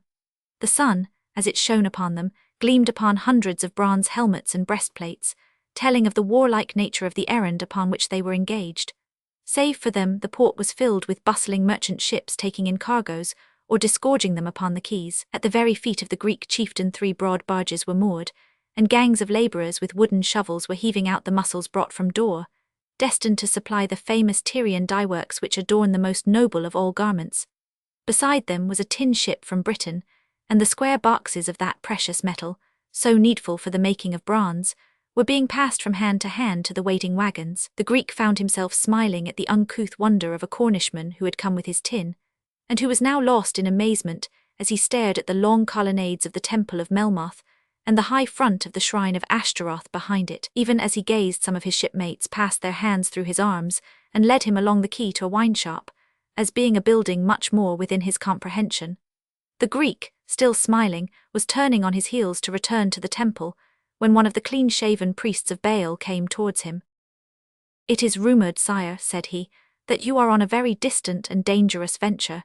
Indeed, it is well known from the talk of your soldiers what it is that you have on hand." "It is true," said the Greek, "that we have a hard task before us, but it would have been harder to bide at home and to feel that the honour of a leader of the Argives had been soiled by this dog from Asia. I hear that all Greece has taken up the quarrel. Yes, there is not a chief from Thessaly to the Malia who has not called out his men, and there were 1,200 galleys in the harbour of Aulis." "It is a great host," said the priest, "but have ye any seers or prophets among ye who can tell what will come to pass?" "Yes, we had one such, Calchas his name. He has said that for 9 years we shall strive, and only on the 10th will the victory come." "That is but cold comfort," said the priest. "It is indeed a great prize which can be worth 10 years of a man's life." "I would give," the Greek answered, "not 10 years but all my life if I could but lay proud Ilium in ashes and carry back Helen to her palace on the hill of Argus." "I pray Baal, whose priest I am, that you may have good fortune," said the Phoenician. "I have heard that these Trojans are stout soldiers, and that Hector, the son of Priam, is a mighty leader." The Greek smiled proudly. "They must be stout and well-fed also," said he, "if they can stand the brunt against the long-haired Argives with such captains as Agamemnon, the son of Atreus from golden Mycen A, or Achilles, son of Peleus with his Myrmidons. But these things are on the knees of the fates. In the meantime, my friend, I would fain know who these strange people are who come down the street, for their chieftain has the air of one who is made for great deeds." A tall man clad in a long white robe, with a golden fillet running through his flowing auburn hair, was striding down the street with the free elastic gait of one who has lived an active life in the open. His face was ruddy and noble, with a short, crisp beard covering a strong, square jaw. In his clear blue eyes, as he looked at the evening sky and the busy waters beneath him, there was something of the exaltation of the poet, while a youth walking beside him and carrying a harp hinted at the graces of music. On the other side of him, however, a second squire bore a brazen shield and a heavy spear, so that his master might never be caught unawares by his enemies. In his train there came a tumultuous rabble of dark hawk-like men, armed to the teeth, and peering about with covetous eyes at the signs of wealth which lay in profusion around them. They were swarthy as Arabs, and yet they were better clad and better armed than the wild children of the desert. "They are but barbarians," said the priest. "He is a small king from the mountain parts opposite Philistia, and he comes here because he is building up the town of Jebus, which he means to be his chief city. It is only here that he can find the wood and stone and craftsmanship that he desires. The youth with the harp is his son. But I pray you, chief, if you would know what is before you at Troy, to come now into the outer hall of the temple with me, for we have there a famous seer, the prophetess Alaga, who is also the priestess of Ashtaroth. It may be that she can do for you what she has done for many others, and send you forth from Tyre in your hollow ships with a better heart than you came." To the Greeks, who by oracles, omens, and auguries were forever prying into the future, such a suggestion was always welcome. The Greek followed the priest to the inner sanctuary, where sat the famous Pythoness, a tall, fair woman of middle age, who sat at a stone table upon which was an abacus or tray filled with sand. She held a style of chalcedony, and with this she traced strange lines and curves upon the smooth surface, her chin leaning upon her other hand and her eyes cast down. As the chief and the priest approached her, she did not look up, but she quickened the movements of her pencil, so that curve followed curve in quick succession. Then, still with downcast eyes, she spoke in a strange, high, sighing voice like wind amid the trees. "Who then is this who comes to Alaga of Tyre, the handmaiden of great Ashtaroth? Behold, I see an island to the west, and an old man who is the father and the great chief and his wife, and his son who now waits him at home, being too young for the wars. Is this not true?" "Yes, maiden, you have said truth," the Greek answered. "I have had many great ones before me, but none greater than you. For 3,000 years from now people will still talk of your bravery and of your wisdom. They will remember also the faithful wife at home, and the name of the old man, your father, and of the boy your son. All will be remembered when the very stones of noble Sidon and royal Tyre are no more." "Nay, say not so, Alaga," cried the priest. I speak not what I desire but what it is given to me to say. For 10 years you will strive and then you will win, and victory will bring rest to others, but only new troubles to you. Ah, the prophetess suddenly started in violent surprise, and her hand made ever faster markings on the sand. What is it that ails you, Alaga? Asked the priest. The woman had looked up with wild, inquiring eyes. Her gaze was neither for the priest nor for the chief, but shot past them to the further door. Looking round, the Greek was aware that 2 new figures had entered the room. They were the ruddy barbarian whom he had marked in the street, together with the youth who bore his harp. It is a marvel upon marvels that 2 such should enter my chamber on the same day, cried the priestess. Have I not said that you were the greatest that ever came, and yet behold here is already one who is greater, for he and his son, even this youth whom I see before me, will also be in the minds of all men when lands beyond the pillars of Hercules shall have taken the place of Phoenicia and of Greece. Hail to you, stranger, hail, pass on to your work for it awaits you, and it is great beyond words of mine. Rising from her stool, the woman dropped her pencil upon the sand and passed swiftly from the room. It is over, said the priest. Never have I heard her speak such words. The Greek chief looked with interest at the barbarian. You speak Greek? He asked. Indifferently well, said the other. Yet I should understand it, seeing that I spent a long year at Ziklag in the land of the Philistines.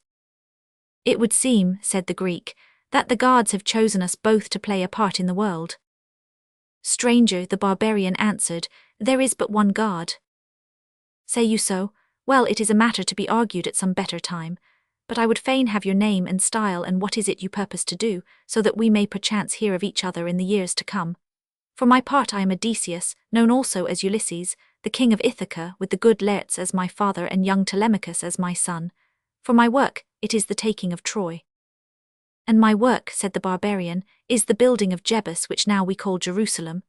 Our ways lie separate, but it may come back to your memory that you have crossed the path of David, second king of the Hebrews, together with his young son Solomon, who may follow him upon the throne of Israel. So he turned and went forth into the darkened streets where his spearmen were awaiting him, while the Greek passed down to his boat, that he might see what was still to be done, ere he could set forth upon his voyage. Chapter 13. The Centurion.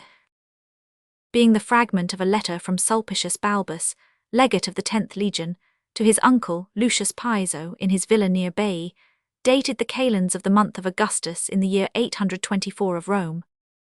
I promised you, my dear uncle, that I would tell you anything of interest concerning the siege of Jerusalem, but indeed, these people whom we imagined to be unwarlike have kept us so busy that there has been little time for letter writing. We came to Jud'ah thinking that a mere blowing of trumpets and a shout would finish the affair, and picturing a splendid triumph in the Via Sacra to follow, with all the girls in Rome throwing flowers and kisses to us. Well, we may get our triumph, and possibly the kisses also, but I can assure you that not even you who have seen such hard service on the Rhine can ever have experienced a more severe campaign than this has been.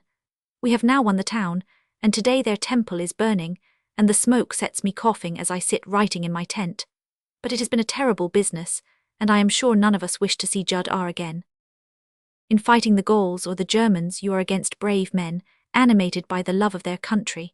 This passion acts more, however, upon some than others, so that the whole army is not equally inflamed by it. These Jews, however, besides their love of country, which is very strong, have a desperate religious fervour, which gives them a fury in battle such as none of us have ever seen. They throw themselves with a shriek of joy upon our swords and lances, as if death were all that they desired. If one gets past your guard, may Jove protect you, for their knives are deadly, and if it comes to a hand-to-hand grapple, they are as dangerous as wild beasts, who would claw out your eyes or your throat. You know that our fellows of the 10th Legion have been, ever since Caesar's time, as rough soldiers as any with the eagles, but I can assure you that I have seen them positively cowed by the fury of these fanatics. As a matter of fact, we have had least to bear, for it has been our task from the beginning to guard the base of the peninsula upon which this extraordinary town is built. It has steep precipices upon all the other sides, so that it is only on this one northern base that fugitives could escape or a rescue come. Meanwhile, the 5th, 15th, and the 12th or Syrian legions have done the work, together with the auxiliaries. Poor devils, we have often pitied them, and there have been times when it was difficult to say whether we were attacking the town or the town was attacking us. They broke down our tortoises with their stones, burned our turrets with their fire, and dashed right through our whole camp to destroy the supplies in the rear. If any man says a Jew is not a good soldier, you may be sure that he has never been in Jud'ah. However, all this has nothing to do with what I took up my stylus to tell you. No doubt it is the common gossip of the forum and of the baths how our army, excellently handled by the princely Titus, carried one line of wall after the other until we had only the temple before us. This, however, is or was, for I see it burning even as I write, a very strong fortress.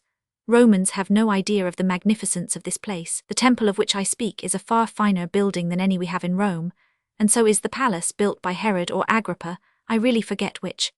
This temple is 200 paces each way, with stones so fitted that the blade of a knife will not go between, and the soldiers say there is gold enough within to fill the pockets of the whole army. This idea puts some fury into the attack, as you can believe, but with these flames I fear a great deal of the plunder will be lost. There was a great fight at the temple, and it was rumoured that it would be carried by storm tonight, so I went out on to the rising ground whence one sees the city best. I wonder, uncle, if in your many campaigns you have ever smelt the smell of a large beleaguered town. The wind was south tonight, and this terrible smell of death came straight to our nostrils. There were 500,000 people there, and every form of disease, starvation, decomposition, filth and horror, all pent in within a narrow compass. You know how the lion sheds smell behind the Circus Maximus, acid and foul. It is like that, but there is a low, deadly, subtle odour which lies beneath it and makes your very heart sink within you. Such was the smell which came up from the city tonight. As I stood in the darkness, wrapped in my scarlet chlamys, for the evenings here are chill, I was suddenly aware that I was not alone. A tall, silent figure was near me, looking down at the town even as I was. I could see in the moonlight that he was clad as an officer, and as I approached him I recognized that it was Longinus, 3rd tribune of my own legion, and a soldier of great age and experience. He is a strange, silent man who is respected by all but understood by none, for he keeps his own counsel and thinks rather than talks. As I approached him, the first flames burst from the temple, a high column of fire, which cast a glow upon our faces and gleamed upon our armour. In this red light I saw that the gaunt face of my companion was set like iron. "At last," said he, "at last." He was speaking to himself rather than to me, for he started and seemed confused when I asked him what he meant. "I have long thought that evil would come to the place," said he. "Now I see that it has come, and so I said at last." "For that matter," I answered, "we have all seen that evil would come to the place, since it has again and again defied the authority of the CSRs. He looked keenly at me with a question in his eyes. Then he said, "I have heard, sir, that you are one who has a full sympathy in the matter of the gods, believing that every man should worship according to his own conscience and belief." I answered that I was a Stoic of the school of Seneca, who held that this world is a small matter and that we should care little for its fortunes, but develop within ourselves a contempt for all but the highest. He smiled in grim fashion at this. "I have heard," said he, "that Seneca died the richest man in all Nero's empire, so he made the best of this world in spite of his philosophy." "What are your own beliefs?" I asked. "Are you perhaps one who has fathomed the mysteries of Isis or been admitted to the society of Mithra?" "Have you ever heard," he asked, "of the Christians?" "Yes," said I, "there were some slaves and wandering men in Rome who called themselves such. They worshipped, so far as I could gather, some man who died over here in Jud'ah. He was put to death, I believe, in the time of Tiberius." "That is so," he answered. "It was at the time when Pilate was procurator, Pontius Pilate, the brother of old Lucius Pilate who had Egypt in the time of Augustus. Pilate was of two minds in the matter, but the mob was as wild and savage as these very men that we have been contending with. Pilate tried to put them off with a criminal, hoping that so long as they had blood they would be satisfied. But they chose the other, and he was not strong enough to withstand them. Ah, it was a pity, a sad pity." "You seem to know a good deal about it," said I. "I was there," said the man simply, and became silent, while we both looked down at the huge column of flame from the burning temple. As it flared up we could see the white tents of the army and all the country round. There was a low hill just outside the city, and my companion pointed to it. "That was where it happened," said he. "I forget the name of the place, but in those days, it was more than 30 years ago, they put their criminals to death there, but he was no criminal. It is always his eyes that I think of, the look in his eyes." "What about the eyes, then?" "They have haunted me ever since. I see them now. All the sorrow of earth seemed mirrored in them. Sad, sad, and yet such a deep, tender pity. One would have said that it was he who needed pity had you seen his poor battered, disfigured face. But he had no thought for himself. It was the great world pity that looked out of his gentle eyes. There was a noble maniple of the legion there, and not a man among them who did not wish to charge the howling crowd who were dragging such a man to his death. What were you doing there? I was junior centurion, with the gold vine-rod fresh on my shoulders. I was on duty on the hill, and never had a job that I liked less. But discipline has to be observed, and Pilate had given the order. But I thought at the time, and I was not the only one, that this man's name and work would not be forgotten, and that there would be a curse on the place that had done such a deed. There was an old woman there, his mother, with her grey hair down her back. I remember how she shrieked when one of our fellows with his lance put him out of his pain. And a few others, women and men, poor and ragged, stood by him. But you see, it has turned out as I thought. Even in Rome, as you have observed, his followers have appeared. I rather fancy, said I, that I am speaking to one of them. At least I have not forgotten, said he. I have been in the wars ever since with little time for study. But my pension is overdue, and when I have changed the sagum for the toga, and the tent for some little farm up Como way, then I shall look more deeply into these things, if perchance I can find someone to instruct me. And so I left him. I only tell you all this because I remember that you took an interest in the man, Paulus, who was put to death for preaching this religion. You told me that it had reached Caesar's palace, and I can tell you now that it has reached Caesar's soldiers as well. But apart from this matter, I wish to tell you some of the adventures which we have had recently in raiding for food among the hills, which stretch as far south as the river Jordan. The other day. Here the fragment is ended. The end.